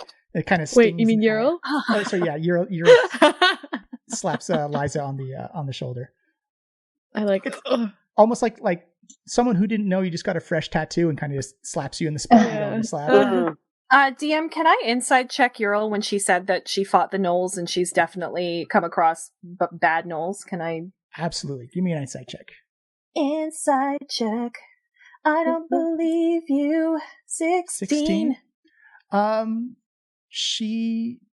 Her body rhythms and like her breath was like someone who'd just been in combat. But you didn't get any sense of like deception or looking away from you. She was looking at you when she talked to you. Okay. So she definitely believes that that's the case. And you feel she's sincere that she's had interaction with Gnolls that have attacked her before. Okay. For what it's worth, I totally believe her. You're the one that brought it up, so... Hey, I meant to bring the slimes up. Your big girlfriend says it's fine, so we can go ahead. That's fine. Right, you make your way east. You still that natural sounds of the forest begin to come back. You hear again that creaking of wood and groaning of wood. It's kind of like as like you can physically see the trees just shimmy and shiver as they just all keep this constant state of growth that keeps going. Can I pick a twig off a branch, just a wee one, and just see if it grows in my hand, or once it's unattached, it stops growing? You walk over, you pick a small little leaf that's just growing off. I say, please and thank you very much, thank you. Blip. You hear a little clip. The leaf stays stationary in your hand, but you do see a small little bud slowly begin to form again on the tree. On the tree, but not on the thing in my hand. Correct. Right. Okay. Oh. Interesting. Okay. I want to grab up. Are there any loose twigs around that have fallen off the trees? Yeah, it's easy enough to find. It's a forest. I'm gonna pick up a bunch of these little twiggies and put them in my little bag. Nice. Little enchanted twigs. Maybe make some arrows. Is there anything else anyone wants to do in this area, or? I mean, I do want a branch. I think I might also just lop a branch while I'm here. I want to whittle it later. Maybe like Yrel can like show me some like handicraft. So. Yeah, she says, "Well, I'm more of a blacksmith than a woodworker." That's cool. I can make you a knife though to help a whittling knife. Oh yeah, I would love that. Daisy expertly guides you around, knowing that the threats in the forest are still active. She gets everyone to go single file to hide your numbers. Very, very Tuscan Sand Raider-esque. She jumps it looks like the gnolls have taken different paths. They haven't clumped up or grouped up at all, but you can easily tell, Daisy, like the 3 different paths that they've cut through. And you know you have to move fast because anything that's not your previous paths are being swallowed up by the forest behind you. But you go for maybe 2 or 3 hours, and then you come across something that you don't see very often, is a clearing in the forest. It's clearing in the sense that there's no other trees in the area, but it's got kind of like this bulbous small hill knolls of dirt and roots, and this big giant oak tree in the middle of it. As you look up, and the canopy of this oak tree kind of pushes the canopies of the other trees out of the way, and you do see an opening in the ground. You can see like the small wisps of dust and wind kind of blow downwards into this burrow. Ooh. That looks haggy to me. I don't know. Do we think this is where the gnolls went? Do we think this is where they live? Is this a gnoll burrow? I don't think so. Actually, I say Daisy or anyone else who wishes to, or who's trying to, give me a nature check. Oh. And for Daisy, yeah. Oh yeah, Daisy. Ooh, yeah, nope. I'll try. Leave it to the ranger. Oh, a 6. So Elspeth, you know your stories. This is definitely a gnoll burrow. It definitely matches the one. And Daisy, the tracks easily lead down into it. It is clearly, these are where the gnolls that you're encountering. We've found the gnoll hole. Found a gnoll hole. I know. You're right. If it's like a burrow, there's probably a bunch of different outages. But is this the gnoll hole that belongs to the nice foraging gnolls that we just ran into, or is it part of a wider network that also houses the Gnaughty Gnolls? That's what we're not sure. So I don't know if one to come out. Like a big I don't know network. if we should go in guns blazing. I don't know what a gun is, but like swords drawn. It's a pirate thing, isn't it, Liza? Black powder blazing. I shake my head. just for reference, there are firearms in this universe. Yeah, so. Nice. So I have a feeling that they won't take kindly to us after we just, and I like. You mean just like wandering in and being like, "Oh, sorry for the murder." Like, yeah, sorry for stabbing your friend's family member. what I'm saying is we don't want to engage if these are not the gnolls that are causing the problem. We don't really want to engage with the whole Gnoll Hill full when we really should be like, we don't want to waste all our resources here. We need to find out if these are the demon worshipping, trouble causing gnolls. If they're just regular gnolls. Should I try detecting people? Yeah, regular you actually gnoll, can. regular gnoll. All right. I'm just gonna take a second and just see if I can sense any malicious intent. Because if these are some demon worshipping gnolls, they would give off the notion of demon worshipness. So I'm gonna go for that. Can you cast it as a would ritual? love to go for that. I think you just click on the spell and you should be okay. Do I have it here? Where is it? You should have it. I have protection? Oh, there it is. Aha! All right. Oh, it's not a ritual. Okay. So, okay. Liza, so much happens right now. Oh no. Whoa. Yes. I'm ready for this overload, this ASMR sensory overload. Yeah. So, Liza, this is like if you had a little mini map in a video game and then all the enemies just kind of like ping at the same time. You are surrounded by hundreds, if not thousands, of diminutive little demonic creatures. Ooh. You get a sense, just like it very much, you almost get a tingle from just the sensory overload as you look down, because one is right next to your foot, and you look down and you see this green and yellowish tick climbing up towards your foot as you go over and squish and just squish. Yep. Squish. But there is a big pulse that comes from down inside the burrow. Oh, no. But you are literally surrounded by demonic ticks in this one area. The gnolls are being bitten by the ticks. Ticks? Oh, you tell us about this, right? Yeah, I relay all of this. Sure. Yep. You actually see Liza stagger a bit, just like the impact of this receipt, just so much information coming in at the same time. Like, oof. So I know that we know that Daisy got bit, but did Daisy ever share that? The tick biting? No, she did not. Okay. So now that you share this information, I'm checking myself for ticks. Like, I'm like, constantly, like, oh god. Everyone has their tall boots because you're gonna need them. Wrapped in leather.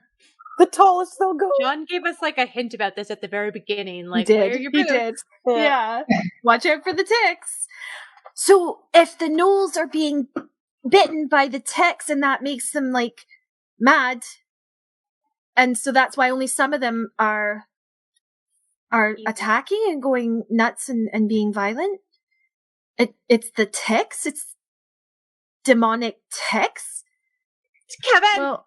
Well, I noticed. I sense like a larger evil down there. So, do we know maybe it's controlling the ticks? Does Yeenoghu have some sort of tick control? Give me a religion check for anyone who wishes.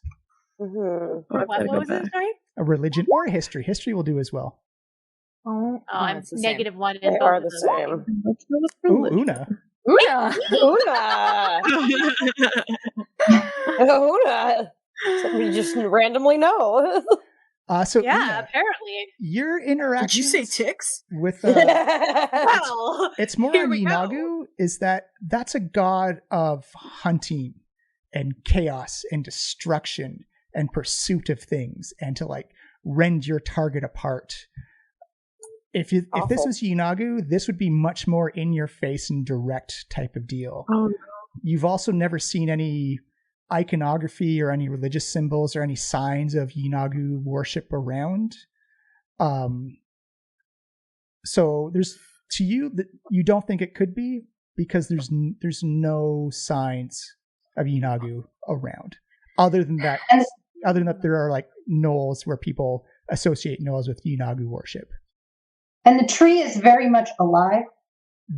Give me a nature check. Okay. While she does that, I say, Yrel, Take a look at this tree. Daisy, you try to get closer to the tree, but as you put your hands down on it, you see a bunch of ticks come running out of the bark and woodwork. And when you move your hand back, and as soon as you move your hand away, they recede back into the bark. Mari, with a 21, as opposed to a 7. You don't touch the tree, but as you see everywhere that the ticks are coming out of, it almost looks like a small little paper cut or small little wound opens up, and you see like this reddish brownish blood just kind of seep out. You say would look like maple syrup mixed with blood. Tree's bleeding, guys. The tree is bleeding maple syrup blood. Yrel, has anyone at the camp been bitten by ticks like this? Have you seen these ticks before? I mean, like I wear like bug protection to keep the ticks away. I've never like. But has anyone gotten really sick or gone mad or anything like that? Well, I mean, people get sick, but like it's like, you know, it's like I. How long does it take for them to get sick after they're bitten? I don't know. I like we've seen like spiritual diseases, but like and curses from like the witches, but I've never heard of if someone got sick from one of the ticks, I wouldn't know what I was looking at. Daisy, right. Daisy, have you seen these before? No, this is completely new to you, Daisy. Other than the other night. This isn't the same tick that I saw in our room? Oh, sorry, I thought you missed the history. Yes, these are like that was like you look down, these are exactly the same ticks. Right. Sorry, I thought you meant like in your previous passive history of No. Of demonic ticks. But yes, no, these are the exact same coloration, the exact same skitteriness and speed that you remember from the night before. Daisy, you look really upset. Yeah.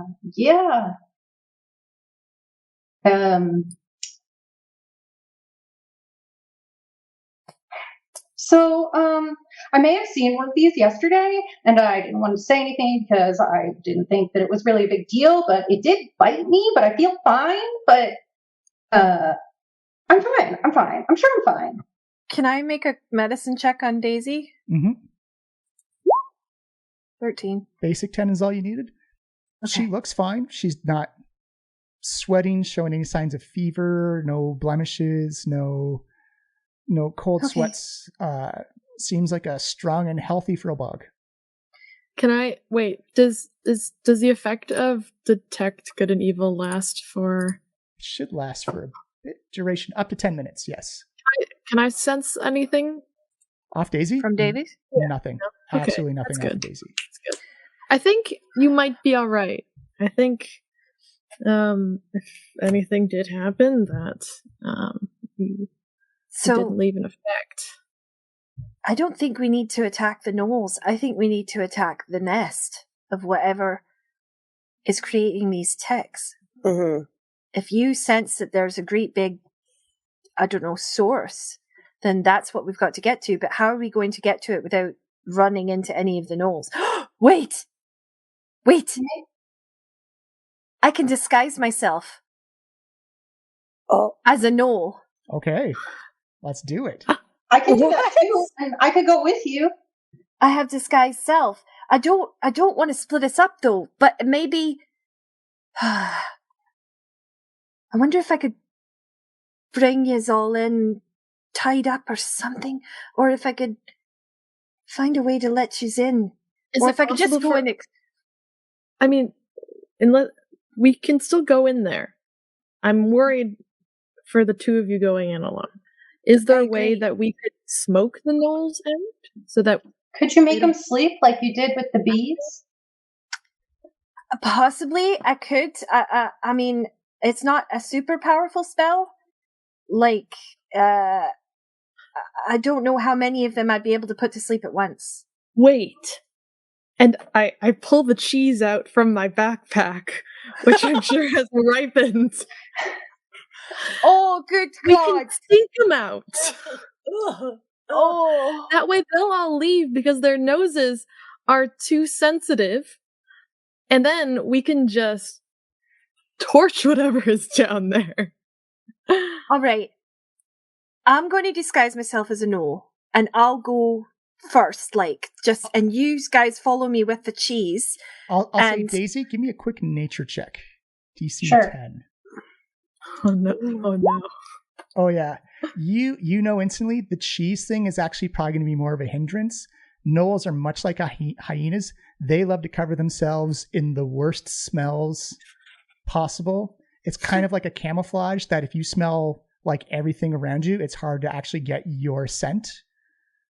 So the cheese probably wouldn't affect them in the negative way. Maybe you should rub it on yourself. Rub it on me as I'm disguised as an gnoll. Yeah, rub it on you. They do appreciate bad smells. Yeah, maybe rub it on yourself when you're the gnoll. Okay, let me see how long this spell lasts. An hour. Yeah, it should be a while. Okay. I have it too, in case you don't want to go alone. Well, I'm thinking we all go, but I'll sort of be at the front so that if we run into any gnolls, I can tell you guys to be aside and then just yap my way through it. What Does that sound okay? Yep. Speak yep. If they speak Abyssal. Sorry, guys. I did not speak that one. That's not primordial, right? That's different. No, primordial is like every element at the same time. Oh. I think it's at least a defense if we have to put some gnolls to sleep or knock them unconscious on our way. Oh, sorry. Abyssal, Gnoll, and Common, so they can speak Common. Oh, perfect. So I speak Common, so that's great. I'll just let them know we have an infestation problem and I'm here to fix it. I'm the extermination gnoll. You think the gnolls know? They've gotta. It's there. I don't know. If I smell like cheese and tell them I'm here to get rid of the bugs, it might be all right. Won't they notice us though? Do we all need to get cheesed up? Well, no. If you guys, we'll move stealthy, we'll move slow. You can tell us the way to go. I'm assuming it's a pretty massive complex, so we may not run into that many of them. There's a burrow is full of different areas and different exits and entrances. It's all underground, so we may not even run into that many. But if we do, I'm a gnoll. I can tell you guys to stay back, and then hopefully talk our way out of it and not have to hurt anyone, or at least knock them out and leave them to go. Sound good? Yep. Right. Sound good, Molly? Does that sound good to you? All right. Good job. She was like, oh. Okay. Turning myself into a gnoll. Kaboosh. I'm a gnoll. I'm a gnoll. Daisy, do you wish to go? Do you wish to join her? Or do you wish to stay Daisy form? How is Daisy gonna fit? There's enough room that your head will be close to the ceiling, but you're not going to be bumping your head off of it. Okay, I'm gonna stay as Daisy until I might need to change into anything else. Absolutely. All right. Well, I'm gonna change the map. In the meantime, I'm going to coat Elspeth in the cheese. Oh, this is right nasty. This is my gnoll voice. Do you like it? Right. I'm a gnoll. Well, put you there. Get everybody's. Stinky old gnoll. I prefer the maple syrup.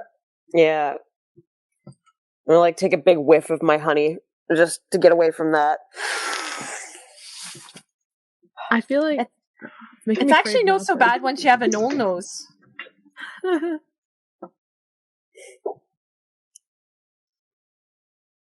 There's Liza.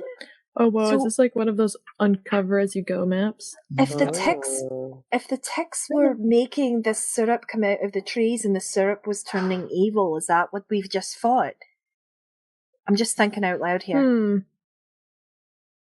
Do we need to just burn this tree to the ground? I did consider it, but then are we going to burn all the gnolls? Also, if it's deep underground, the tree's just an exit, right? Yeah. Let's see what this source is and see if that will get rid of it.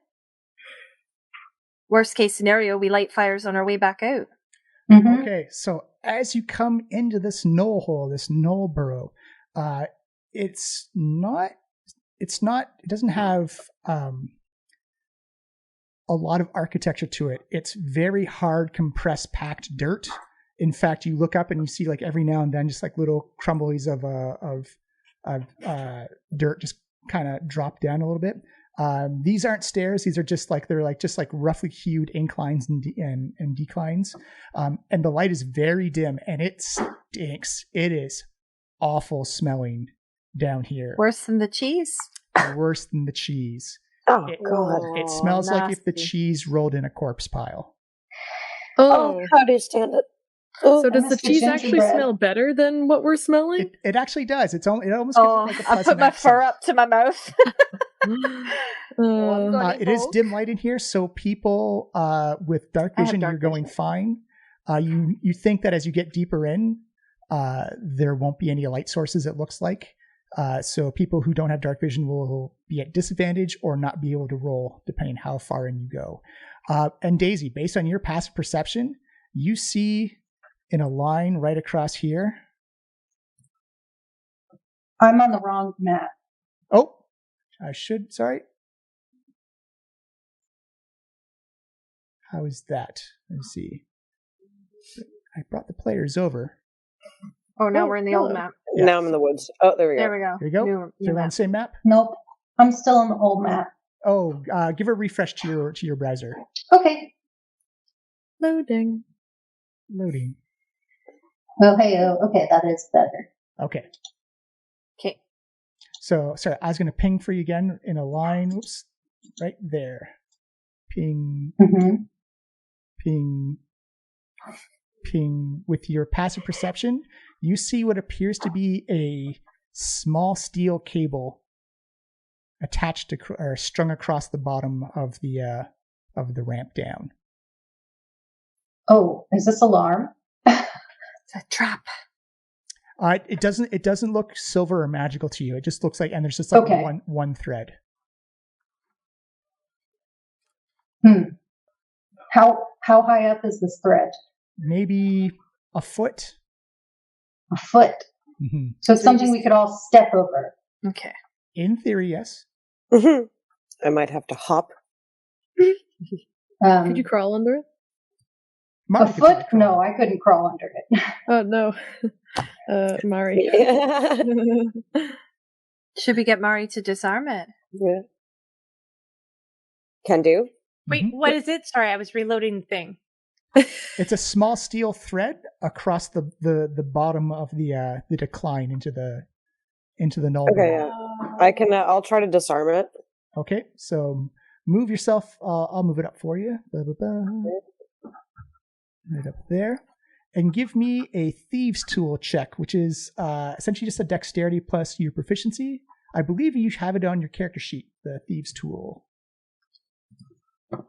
Check to make sure. I did. Why isn't it doing anything?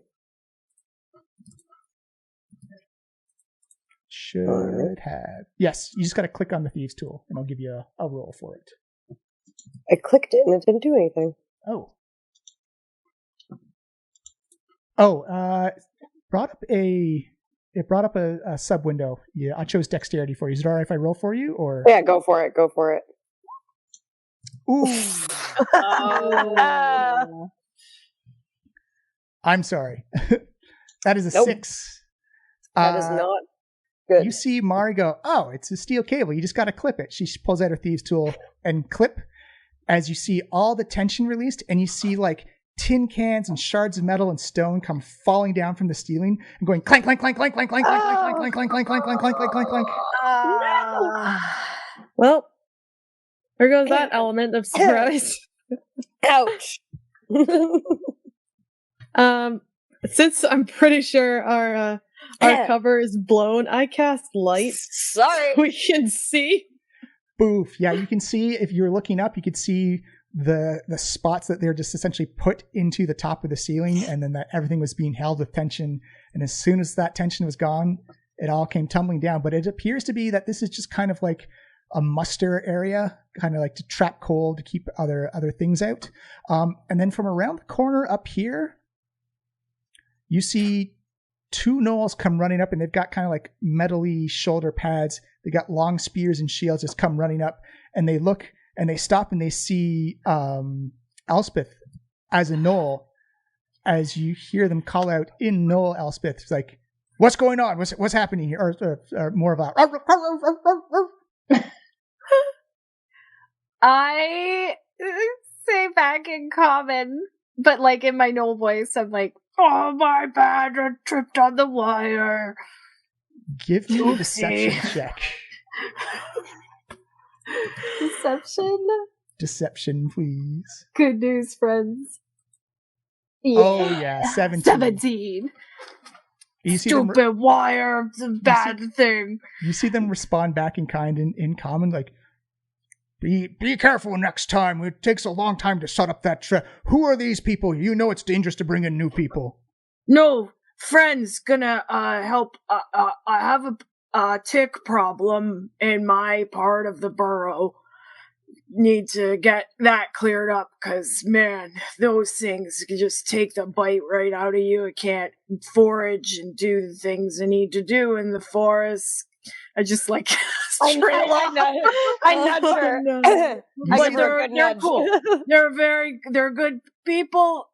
Don't mean us any harm. They're just here to help me get rid of some ticks. I'm going to need another persuasion check out of that one. Oh, persuasion. No. Okay, I was going to Can say, I give inspiration? Can I give my inspiration? No, you can't pass. Yeah, on. you absolutely can. You absolutely can. Really? Yeah. You can share inspiration with anybody. Is that a reroll then? If I It'd be an 18. I hadn't So seen it's an you roll 18. yet. Oh, okay. Yeah, so it's an 18 then. You say, the ticks are everywhere. Why? Everyone has that. Here, come on. We're making too much noise, and douse that light. You don't want it to come back. What to come back? It's like the scary thing at the back of the burrow. Oh, yeah, the scary thing. Yeah. We'll keep it down. We'll keep it real down. Don't worry. We'll keep it real quiet. They're cool. Honestly, no worries. So you see, they begin to. Oops, let me get move some things. Select and move. You see, they walk you very quietly. They are taking their time. Okay. They walk you over to this room. Mm-hmm. Right there. That should work. Objects and tokens.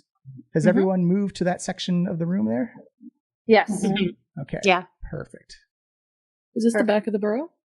This is one of the dens in the burrow. And as you come in here, you see that there's a lot of makeshift defenses as you go through that small hallway. A lot of things to either like slow down or make sound an alarm of something coming down. And as you come in, you see a lot of gnolls. There's maybe about 15 to 20 gnolls all holed up here. They've made fire pits with essentially there are small holes dug in the earth. There's smoke coming out and there's heat coming up, but they're not giving off any light. And you see a lot of gnolls, which are bandaged up, legs and arms are splinted up.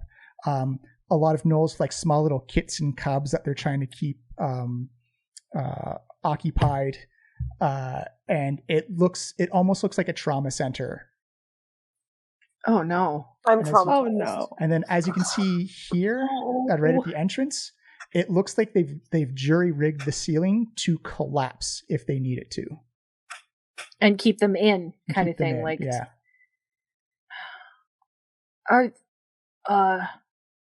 There's even more sick people than the last time I was here. Well, there's actually less than the last time. I memory. We'll try. I have some honey. Pass this around. and I'm going to give him my water scan of honey. Yeah, he's like, oh, good, fine. Where did you find this? I found some bees, but they were already asleep. So I just took the honey. It was pretty awesome. Oh, good. My friends fine. are really good at putting bees to sleep. So take this and pass it around, especially to the kits and cubs, and make. Hopefully, it'll help everybody heal up. Yeah, you see kind of like a triage kind of happen where they start taking to people who have like grievous wounds or like things that have like splinted up, like injured limbs. And they start taking like little glugs of it. And you can see the results happening almost instantly as you see some gnolls surprisingly like begin to take the bandages off their arms and they're kind of like flexing their fists and arms, going like, holy, that worked really fast. For the kits and cubs, it doesn't look like personal injury or anything like that. They gladly taken some of the honey, but it looks like you can start seeing the ribs on them a little bit. It looks like they've had a lack of food and fresh water. Hence the foraging party. Oh, I'm gonna. Do any of them have javelin wounds? Like, one does have a javelin wound. One does have a javelin and rapier wound. I hate this. Oh no! Can I give them some of my rations? Absolutely. You see, as soon as you bring out rations, they're kind of like apprehensive at first, but as soon as you like offer out food, you can see like start to sniff, and like just the saliva response starts almost immediately, as it looks like they. I'm going to sort of announce. I'm going to sort of announce, like, listen, these friends are really powerful, and they want to help us. So we're going to go further into the burrow and try and get rid of the bad things and make it better for everyone, okay? But we need everyone to stay here and stay safe and not follow us or get in our way, you know? Say, well, this is the last place they won't chase us anymore. It's too, we just clog up that hallway. We've been wanting to move for a while, but people have just too injured, too not strong enough to go. You can't bring hungry cubs into an enchanted forest. They just wouldn't survive. Right. Like we need stay here. We'll let you know when it's safe. We're gonna go clear it out and make it safe for everybody. Okay? It's like, okay, thank you. Okay. And you see like the honey that's been passed around. It's like a lot of people that were kind of like on the ground and not immobile. They appear to be like getting up and like finding their strength. Elspeth is fine to give up her water skin. That's fine for her. Mm-hmm. All right. And is much appreciated. Like you see like a couple like those nods, like thank you nods of. I kneel down, sort of like because I crouched down and I asked, could you tell us a little bit though about, since we're new here, what exactly seems to be troubling you here? So, well, our pack had been traveling along, just trying to find, just don't stay in one place too long. And so we decided to burrow up here for a bit, and then that's when the bad stuff started to happen. Others started getting sick. Their eyes start to glow gold. They lost all color in their skin. And then the bad person showed up and started fighting us in our own home. They're at the back. We try. I don't think she cares about us too much, but if we get any closer to it, that's when she starts coming after us. She? It? It's she. I don't know. It's hard to tell. I look at Yrel. When they mentioned the colorless, golden-eyed gnolls. Mm-hmm. Yrel says it's the colorless, yes, the golden eyes I hadn't seen before.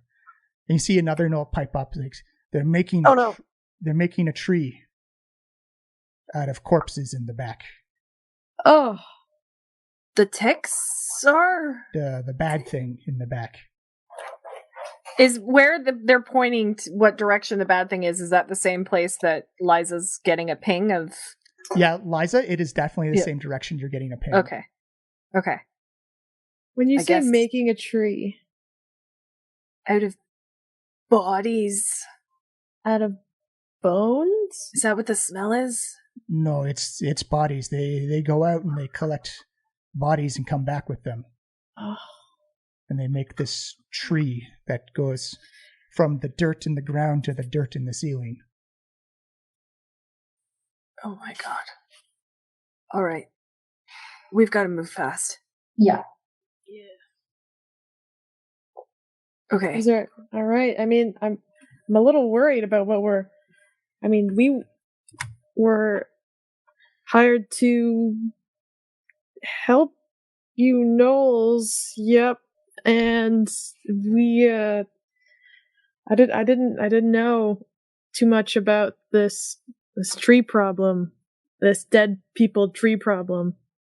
Oh, your detect evil and good is still going. You've still got like there are ticks everywhere in this burrow. Okay. Like they're below the soil, just like underneath the surface of the soil. Like something's holding them off here. Like it's kind of like if you look at like the outline of the room or the den here, it's just like it feels like there's just an army. It's almost like that scene in Infinity War, like that the shields are up and they're all just kind of like at the borders there. Outside. Can the opposite of the ticks, can I sense any good basically in this burrow? No. Oh. No, so they're just for some reason like, nah. Okay. Because I'm curious if there's something in here that the ticks don't like. I'd like to know what it is. And if either a medicine or a nature check, one of those, medicine or nature. Anyone else can as well after hearing that conversation. Oh. 13. Medicine. 9, 16. Ooh, 16. I see. Una, you have a pretty good... You're not sure they did it on purpose? Una knows about ticks, man. Tick knowledge. This is like the thing I'm super smart about. I know my ticks. You think they've done it by accident, but the fact that gnolls like to cover themselves in just about every single substance to smell like something, you get the feeling that maybe by accident they've probably made a compound, like an anti-tick type of compound that they just that they smear themselves in, but for whatever reason the ticks are like, nah. Can we experiment with the cheese? I mean, we can try. I mean, you guys also have like armor. Ticks versus cheese. You do notice a couple of those are like eyeing the cheese and like that puppy kind of like flickering. Their lips are flickering a little bit, just like going. No. All right. I actually like the cheese, so I'm fine to cover myself. I mean, we've already got one cheese-covered friend here. I'm gonna go for it anyways. I'm gonna cover myself in cheese. I say, last chance. I'm like holding it up. Nope. And then I hand it down. I give it down over to him. All right. Sorry, go ahead. Oh, I was just gonna say, I'm gonna tell the gnolls if you see a tick, kill it, just in case. Like I would try. They're very quick, though. Yeah. Do your best. You now smell like stinky cheese, and will have disadvantage on stealth checks because you are so stinky. I keep a distance. We'll keep a distance. Like, stay away from you. Okay, are we heading out? You can head out if you want. The gnolls tell you which traps to watch out for. They're not like I said, they're not like to kill you traps. They're more like slow down or alarm you type of stuff. Once we get back out of that little area, I want to turn to everybody and be like, could we maybe ask Wendy for help? Remember Wendy said that, like, I don't know why I'm doing this voice anymore. I don't need to. I'm just you guys now. Wendy said if we ever needed help, we could call on her. Could we, I don't know, put out a call for Wendy? I don't even know how we would call her. Is it like praying to a god? I don't know. If these are her sisters, do you think she's really going to want to involve herself in that? I mean... Wait a second. If these are her sisters, or one of them, I don't think we'd be able to kill them anyways. We have to kill her to kill all of them. Isn't that what it said? Yeah. If one's left alive, then they'll all live. Yeah. To kill one, you have to kill all three. So we'd have to kill Wendy. But would you have to kill them all at the same time? I'm not certain that this is her sister. Yeah. It seems off-brand for either a bone or a slime witch. I know what you mean. I tend to agree. And you're only getting one big pulse. You're not getting like two. So I think Kevin's gone rogue. Kevin's gone rogue. Liza, from your Detect Good and Evil spell, you can tell that up here, up to the northwest, in that ping right there, there's definitely undead in that area. And there's nothing sounding off to the area just to the south. Just to the southwest. All right. And I will say, everyone give me a perception check as well. Perception? Mm-hmm. Perception. Oh, but you still have your light going, though. You still have your light going, Liza, right? No, when they were like, turn that out, I was like, Right. Okay. Liza, actually only Liza's the one who sees this, is that I see a 13, I see a 21, and I see a 7. So 20. No, I was just going to say I have dark 16. vision, but... Oh, right. 16 up here? Yeah. I'm a human. Yeah, so still a 20. That's still amazing. Still 20, yeah. Yeah. You needed a 15 for this. Oh, I see it. I got a 16. Oh, did you? Oh, I don't. Yeah. Oh, right there. Boom. Right. So Mari and Liza, you see this? You look at the entrance to this northwest, the northwest passage. It looks very unstable. That there has not been any maintenance. This hard compact dirt has kind of like fallen apart a little bit. And you see off to the side, it's kind of framed by these 2 tree trunks. But it's like that type of tree, like all the bark has been stripped off. And as you get closer and closer, you notice that it's more porous. And it's not so much that it's like the wood of a tree, but it looks like it's been bone that has been shaped into a tree-like shape with like branches coming up and making an arch over the top. Should we sneak in and see what's in there? That's freaky. The smell is definitely intense coming out of that doorway. I'm sensing some undeads in there. I relayed this to everyone in case that wasn't already clear. Definitely sensing some undead. Does it give you the exact thingy of undead? I don't think so. Oh, and this place has definitely been desecrated. Can I use danger sense? Would that help at all in this? No, it's more for like immediate attacks. So like you more react in the it's more like a reactionary type of like. So you get advantage on initiative and you get advantage on dexterity saves against threats you can see.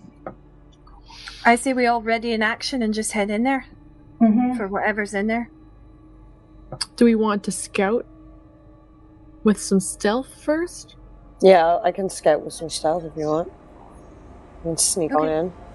I'll take the rear because I'm very smelly. Yeah. All right, same Mari, here. give me a stealth check, please, because of the situation you're in. Because it's exceptionally dark. Although you're also halfling, so you can't see very well at all either. Gotcha. Because this is actually where you are right now. You would need a light source to have dim light. It is pitch black. All right. So you are essentially blind at this point. I do have a torch, or should I not light that? The torch would probably be a That's a big old signal. Yeah. Yeah, alright, maybe I won't light that. Okay. I'm not seeing much of anything up here, guys, but I can't see much of anything at all. You can definitely smell it. It stinks to high heaven. Alright. This is death. Well, I don't want to be here. I don't think there's any way. Can I get a sense of how large the room is? You have to go in to get it, unfortunately. Alright, I think, we just gotta do this. Just ready in action. Let's just do it. Una picks up her great axe and is just like, let's go, guys, let's go, let's do this. If that's the case and we're not caring for stealth, wait, no, never mind. Let's still care for stealth. I'm gonna go in with my shield raised though. Okay. Just so you know, you will need a light source, because if you attack with if you don't have dark vision, it's going to be disadvantage on your attacks because you won't be able to see. Dark vision. But I have blind fight. You have blind fighting, so you're going to be okay. Blind fight within 10 feet for you, though, Daisy. I know. Yeah. Can we have the dark sight people go first, then? And then once we're all sort of in, I'm going to cast light. Is this where the source is, or this is just something undead is there? This is pinging heavily for you, Liza. It's like... Okay. Yeah, my notives are just, going off. Okay. Well, then I'm going to ready fairy fire, and I'll go in and blast it at whatever I see in there because I have dark vision. And then when fairy fires up, it lights things up. Oh yeah. I'm going to hold on to you because I don't have dark vision. I can't see you. I'm going to need everyone to roll me initiative, and then we'll move you in to see what's going on. 5. I've already forgotten initiative. I got in the back. It's fine. 14. Oh, I don't want to go. It's like the times I don't want to roll well. I'm going to use my real dice. Nice. Oh. 19 again. Woo! Nice. 18 plus 1. Got some good ones. Okay. Although I can't see anything. You got a natural so 20. I'm not sure that will be helpful. Okay, what do we got? Oh, shit, nice. Mari, you are definitely going first. Mari going Which is first. not great for the person who doesn't have Dark vision. any dark vision. Yeah. I know. Sorry, I'll spit. when someone mentioned I'm so brave. Going last. when someone mentioned calling Wendy earlier, like immediately my brain was like, "If you need me, call me." No matter how. I mean, that's probably how we get her here. Yeah. Una, you can actually, your danger sense actually lets you roll advantage on your initiative too, so you can roll a second time and use the higher one if you want. I mean, she rolled a nat 20. She did. Oh, I thought you said you what? did. Sorry. Oh, no. Mackenzie did if you... Yeah. Oh, But sorry. give me another roll, Una. Just to see if you get a Okay. higher one. Oh, shit. Wait, sorry. I don't want a higher one in this case. Like, No, I What if you don't get a want- lower one? No, it's Oh, 14. 4. Oh, and I got to roll for a Euro as well. Wait, if you get the lower one and you want the lower one, You have to, it's for advantage, so you have to take it, unfortunately. okay, Does anybody have that's a a light? disadvantage. Does anybody have a light cantrip? I don't have that. I do. Yeah. Oops. Sorry, I didn't mean to cast that. No, that's all right. So I was actually wondering if minor illusion would allow me to cast light. 4, 5, Oh no, I 6. said I was gonna cast light when we get in there. Oh, okay. All right, so I will put people in the room as we go. Do that. If you want to move yourself around.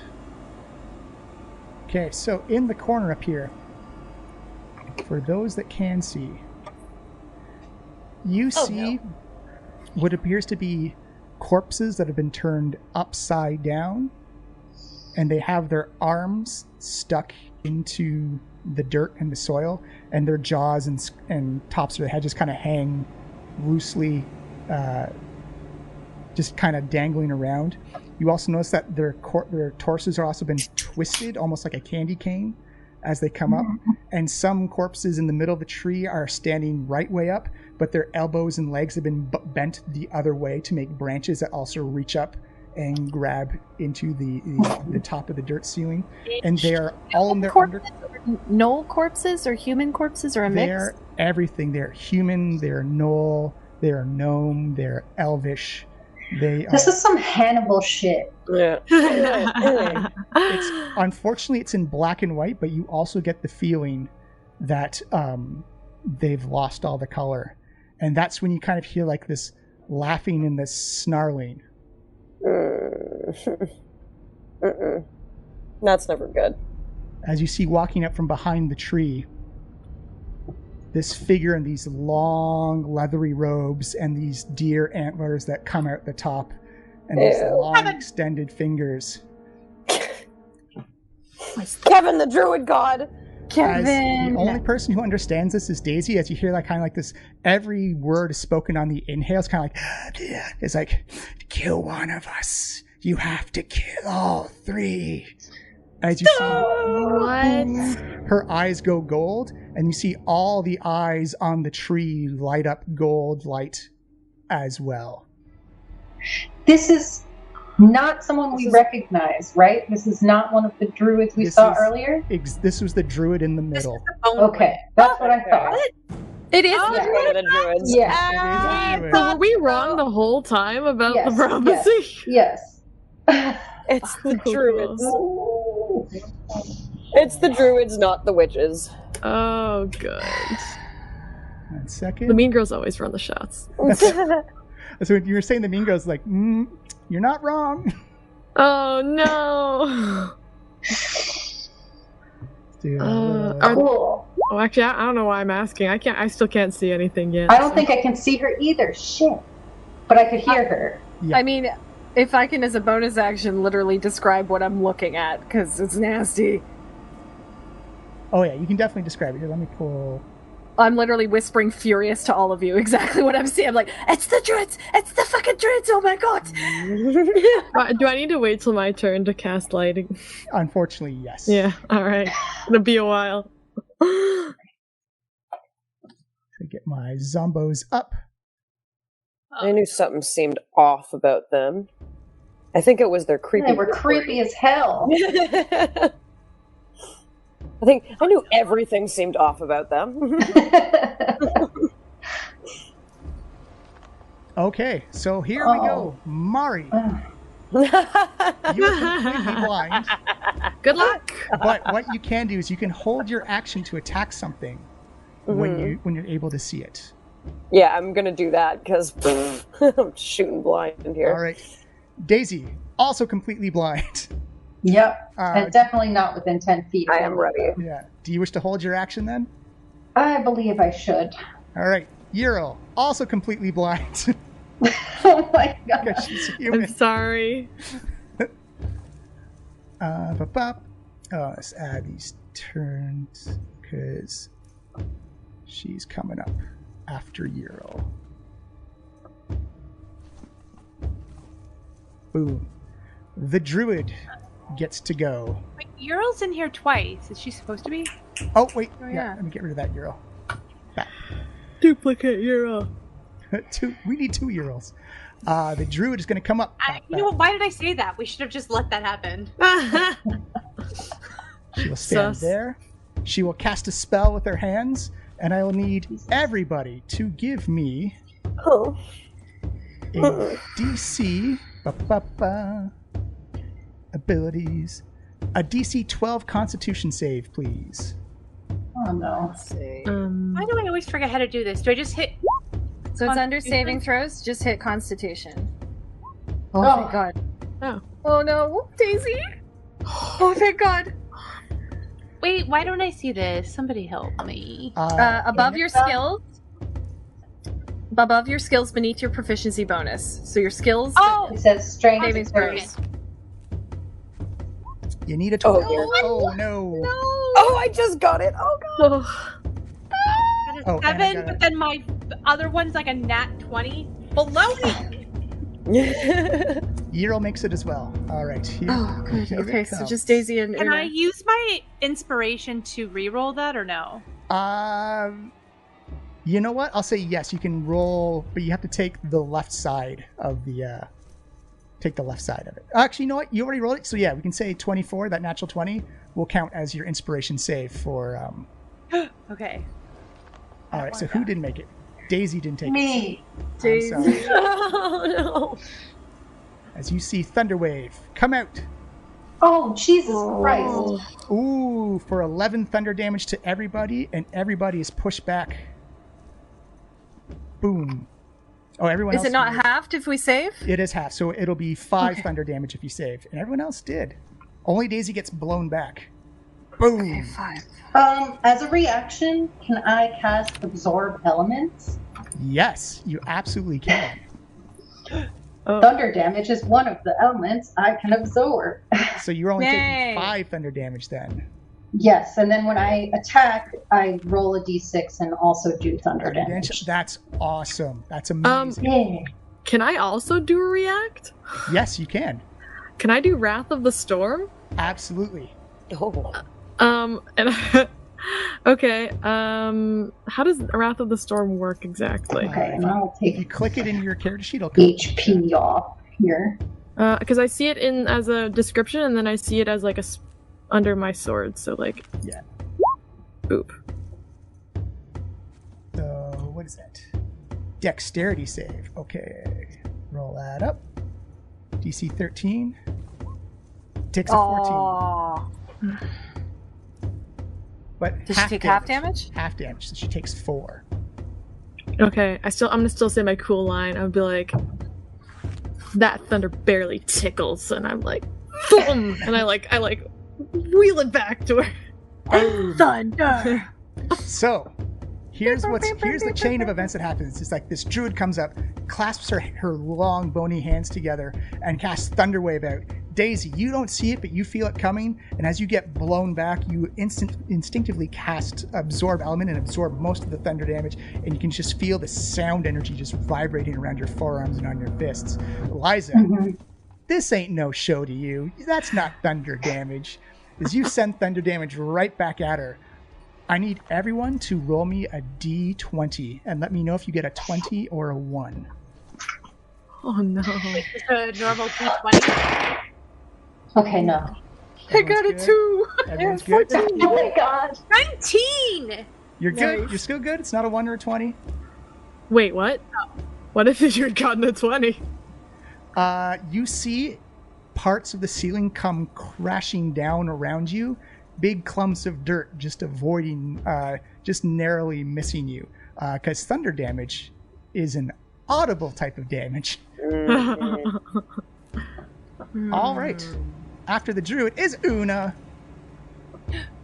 Oh. Okay, well, I can save my attack, right? Because I'm... You can do... Half-Orcs should have dark vision. You should be able to see. Yeah, you have dark vision. Oh, I felt like so many other people have passed. Oh, it's because I couldn't see.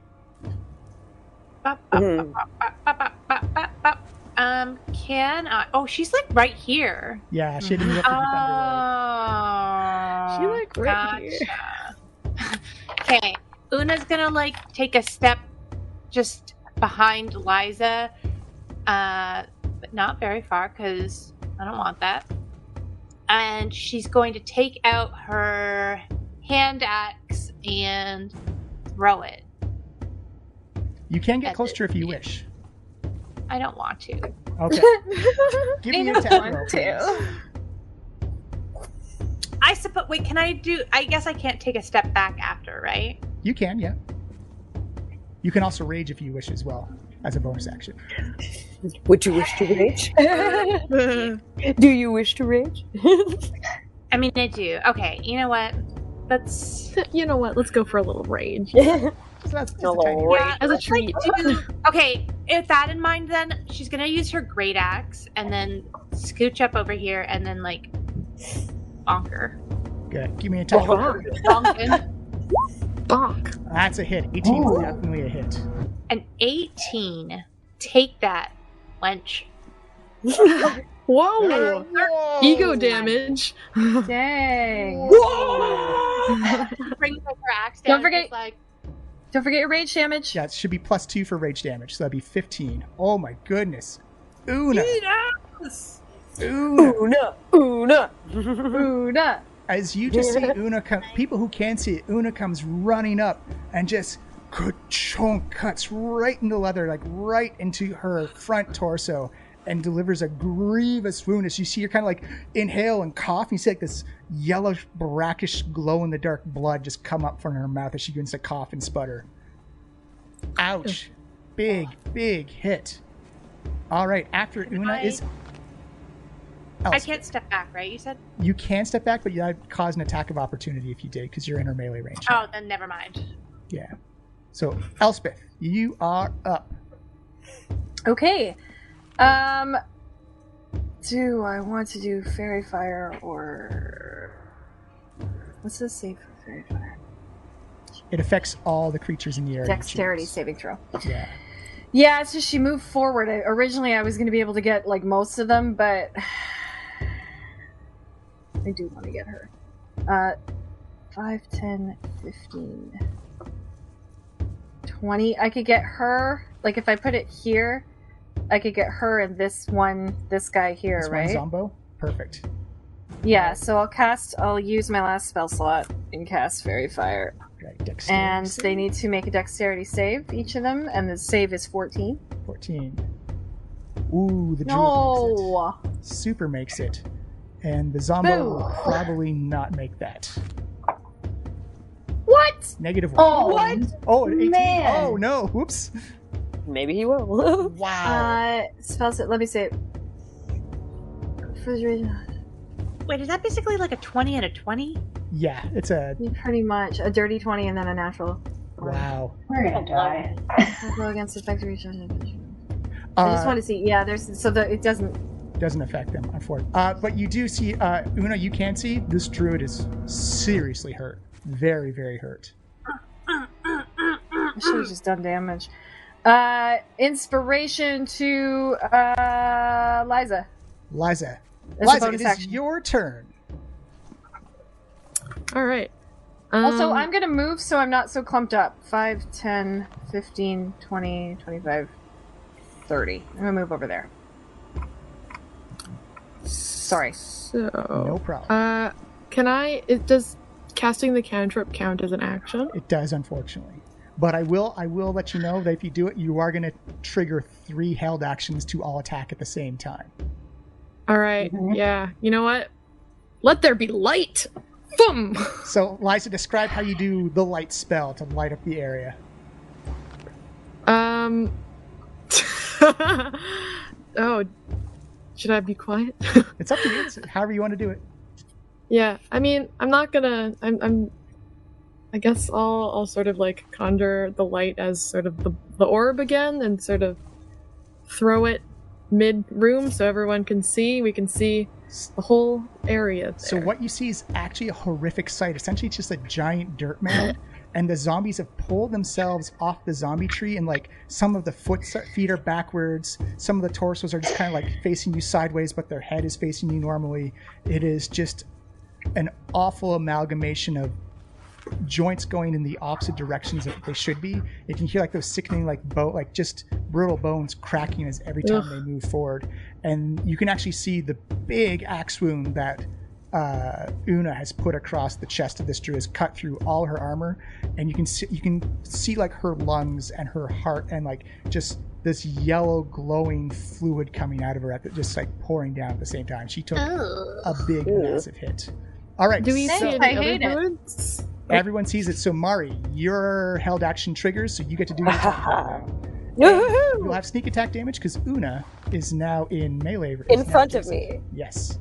Yeah, I'm hiding behind her. Okay, so I'm gonna pop out from behind her. Surprise! Surprise! And I'm going to throw. I'm gonna throw a dagger. I'm gonna throw a dagger at the druid. Dagger. Dagger. Boom! Oh, what? Boom! Yes! Nat 20? Oh! All right, so roll That's a your sneak attack. Yeah, roll your 7 + 3. Boom! Oh my goodness. So that's 10 becomes 20. Oh my goodness. Mari and I are the dream team! Just all like Arya Stark from like Game of Thrones. I just sneak out from behind you and just like stab her like the... Did anybody see that? No. Mari, please describe how you killed this druid. Okay, so I hop out from behind Una. I use her shoulders. I climb up the back of her and pop off the shoulders with my dagger in hand, thrusting the dagger deep into the gaping, glowing chest of this druid. You see shock and surprise on her face. It is definitely an elven face, but all the color is gone in it. It's just like this gray skin with these 2 golden glowing eyes that kind of just fade slowly as she sees this little halfling that's like perched on top of her chest. You see the back zombies. Oh, who did we lose? Just keep going. I'm sure she'll come back. You see the zombies in the back because this was a critical, and this is what I wrote for the druid. You see the eyes fade out, and you hear this baleful moan, like, oh! Almost like that scene in Bedknobs and Broomsticks where they just slowly begin to fall apart as she collapses down, as she says something in Sylvan that only Daisy picks up, and just like this coughing, sputtering, like this brackish yellow, just like coughing it up over her face and her cheeks. It's like, to kill one of us, you have to kill all 3 of us. My would she want us to know that? Like, wouldn't she just come back? Like, Oh, what a world. wait, maybe we should wait for Saffron. I thought she would come right back, but Yeah, I thought she'd bounce back in. Yeah. I hope everything's okay. I just looked around the corner of my screen as if she was gonna appear from Saffron, are you there, dear? It's okay. Did She you wrote go my off? internet. You're like a cat. She's like, my internet, the dagger was too powerful. All right. Do you wish to That was awesome. continue on? That was 2 big beefy hits. We're right next to, and it's essentially Delicious. I have her as she's supposed to get the undead fortitude save, but The crit cancels that. Crit cancels it out. Well, and Yrel still had to go too, right? Yeah. Yrel and Daisy was holding actions as well, so Yep. Dang. A lot of pent up anger. Good job, everybody. Yes. I'm gonna retrieve my dagger right out of that chest, make sure that stays with me. Wipe it off, get that golden goo. The golden goo kind of smears on your pant legs a little bit as well. Una Next time I haven't liked gold. Like, you look very good. Thank you. That was amazing.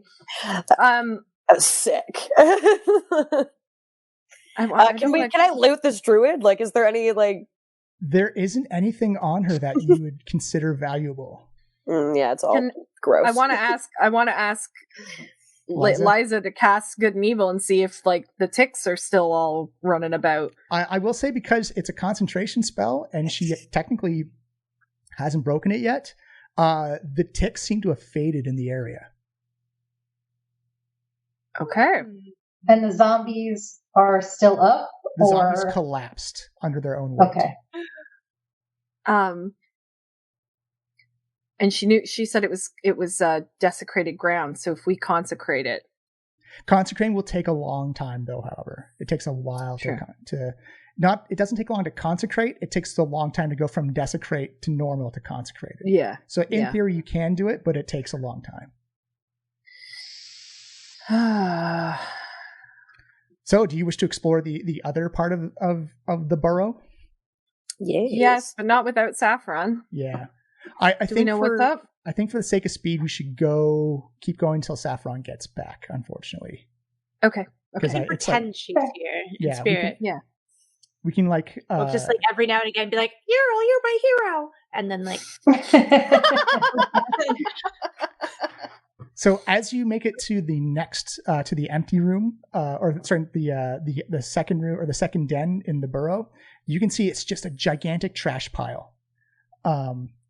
And I'm gonna need everyone to give me, and everything's lit up perfectly with Liza's light. So everyone give me an investigation check. Ooh. Oh, boom! Investigation. Oh, 18. Yeah. Boom. I don't know why I said that I was not pleased with that, but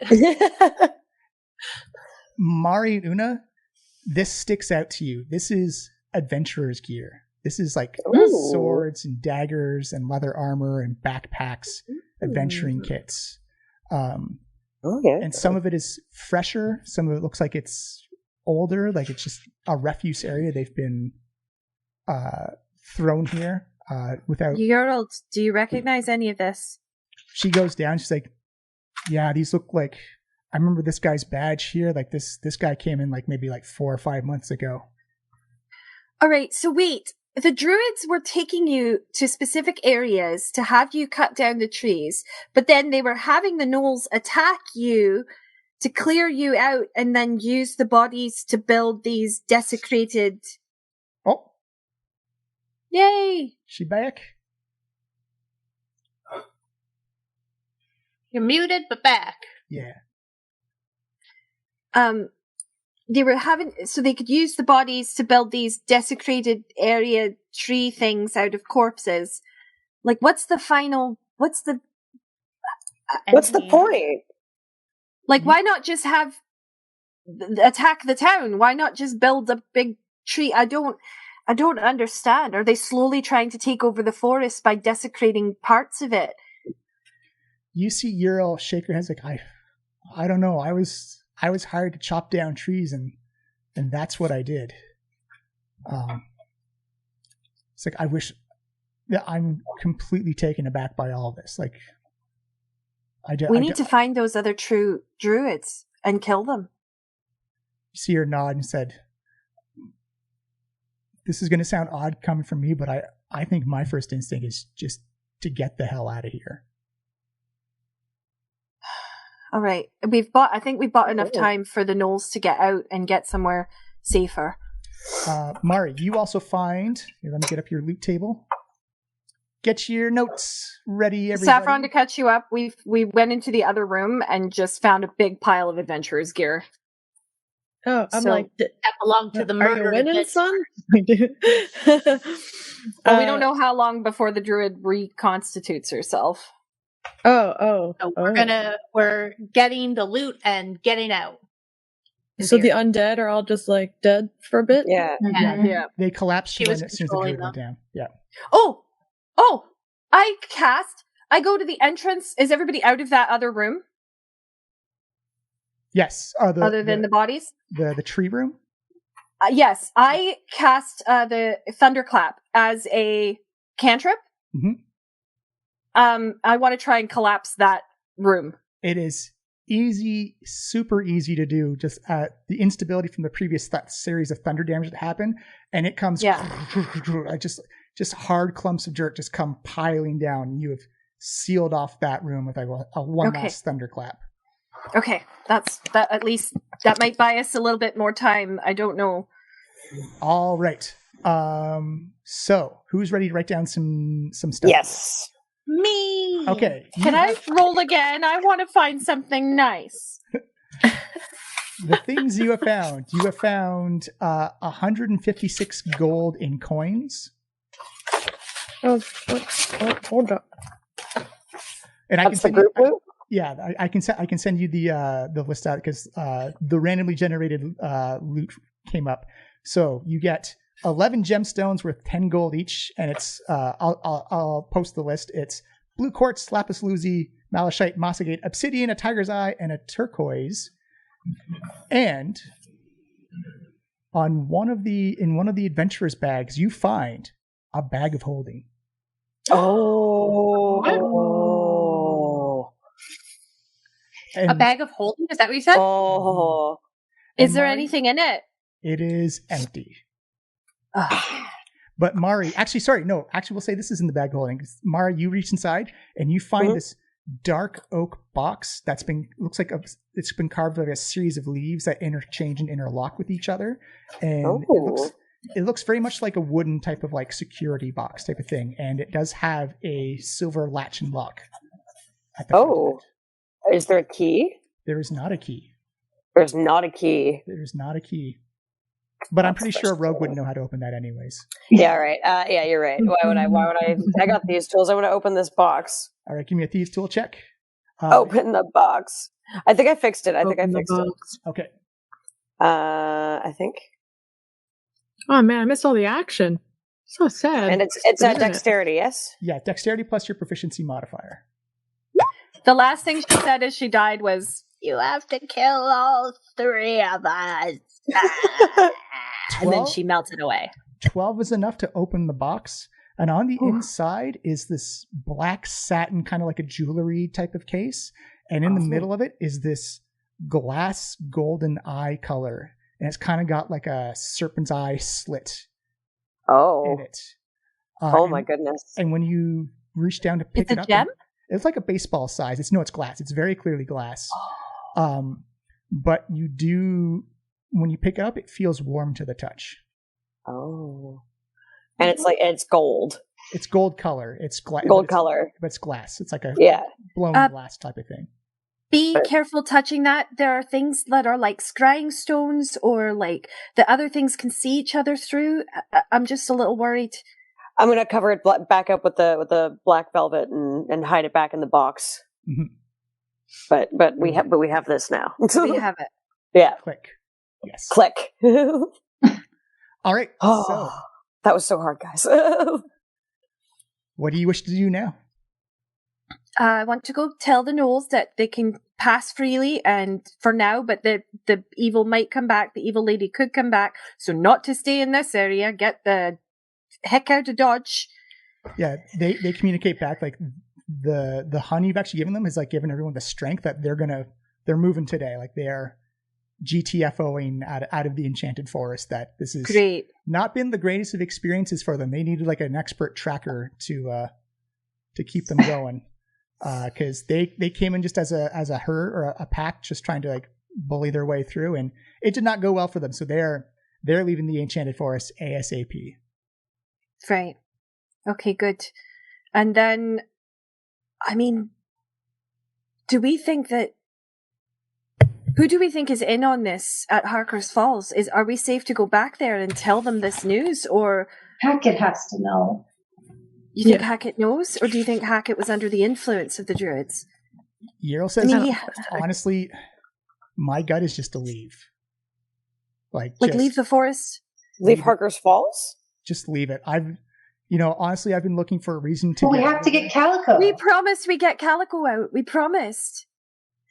You see Yrel kind of like puts her metallic hand to her chin and says, okay, we get him, and then we go. Especially because we may have gotten rid of the curse. This may be that if she caused it and all those bodies dropped, it may have cured him. So he might be well enough to come. We've got to get him. He says, all right, let's go get him. And then just, it's time to change my life. It's time to get out. I was woefully unaware of the evils around, and that scares me that I wasn't aware of that. Well, they were very powerful, and when the three of them are together, I have no doubt that they could get away with anything they wanted to. So you're right. I think this whole place is poisoned by them, and it's something of their creation. Or I wish we could find Wendy and tell her. I don't know this. Maybe on the way out. I wonder if we could find her on the way out. But let's go get Calico and get the heck out of here. Okay. I'm going to say DM speed of plot and Daisy's excellent ranger skills. You make your way back to Harker's Falls in less than, you weren't that far out, maybe a couple of hours. So Daisy knows the trails by now. She's moving at, I imagine, at an accelerated pace as well as long striding across the terrain. As you make your way back to the north gate of Harker's Falls, like the big sound of the roaring of the waterfall and the squeaking of the wheel. And it looks just like a regular day. The commotion has died down quite a little bit. There's enough action that people are getting ready. Horses are being packed up. It looks like they're getting ready to do a logging expedition outside the wall again. Should we just sneak in there and sneak out? Oh, the front gates are open. You can walk in if you want. Just walk in, nonchalant. As far as they know, we're just going to tell everybody we got rid of the Gnoll problem. There's no problem anymore. But you still have to get paid as well. Your 100 gold each. Yeah. Yeah. I want to go see Hackett, but I want to slip Maisie a note. Okay. That says the druids are evil. Do not trust them. They're responsible for the attacks. Tell whoever you trust. All right, give me a quick sleight of hand check. If you want to do on the DL. I'm actually not bad at that. Yeah, 17. Boom, easy. 17. So you meet with Mr. Hackett, and he's like, oh, amazing job. We're just about to send out another expedition. He has individual pouches or coin purses for everybody with 100 gold pieces in it. And then you take some aside time with Daisy. Or sorry, with Maze. And she looks down, and she does one of those small freak out and looks at you and tries to keep it together. She's like, really? This is terrible. I know, but we don't know who knows and who doesn't know. So please tell who you trust. But we're getting out of here because it's not safe. Yeah. You see May say, I think I'm going to try and I've got family here, but I think I'm going to try and make a run for it as well. Thank you. Okay. You make your way down to Lower Town. It's a flurry of action as all the loggers are getting ready to saddle up, and you can see Calico with kind of a side pack over his back. He's got axe handles and axe heads just hanging out his side, and he sees it oh, you're back already. How are you feeling? I mean, I don't feel so. kind of a double question. Oh wow, the sass. Sir. Like I feel like she just like slaps him for like Una's just like just to like make sure. Did you feel that? You see the head react, and he's like, "No, I didn't feel that at all." Oh, okay, sorry. I Gotta just take him to we just Wendy. did some things. I just wanted to make sure, you know, We thought nothing maybe personal, man. Yeah, you see Yrel actually grab him, like, hold him by the shoulder, like, we're getting ready to go. He's like, yeah, we're all getting ready to go for the, getting ready to go. Right. Gotcha. Okay. time for a walk. Yeah, I think everyone should go for a walk right now, if that's what we're doing. You see him go to, hey, Foreman, I'm going to take my break right now. And you see the Foreman like kind of raise his hands, and I go, what? That's okay, sure. Yrel needs him for business. Bye. Yeah, we need him for business. She kind of like grabs him by the shoulder and kind of just like leads him down towards the south gate near the river exit. And as you make your way across the big clear-cut land, you notice like the clouds start to storm over a little bit as you make your way to the tree line. And as you all look back at Harker's Falls, Daisy, you look back and you see 3 crows land on the top parapet of the door. That's not good. And you see them all change shape. No. As you see their eyes begin to light up, and then you see another set of eyes begin to light up on the guard tower, and you see more people coming to the top of the wall, just average citizens, as all their eyes begin to light up gold. Time to go. As you Time to go, turn time into to the go. forest. And that's where we're going to end the adventure. Whoa!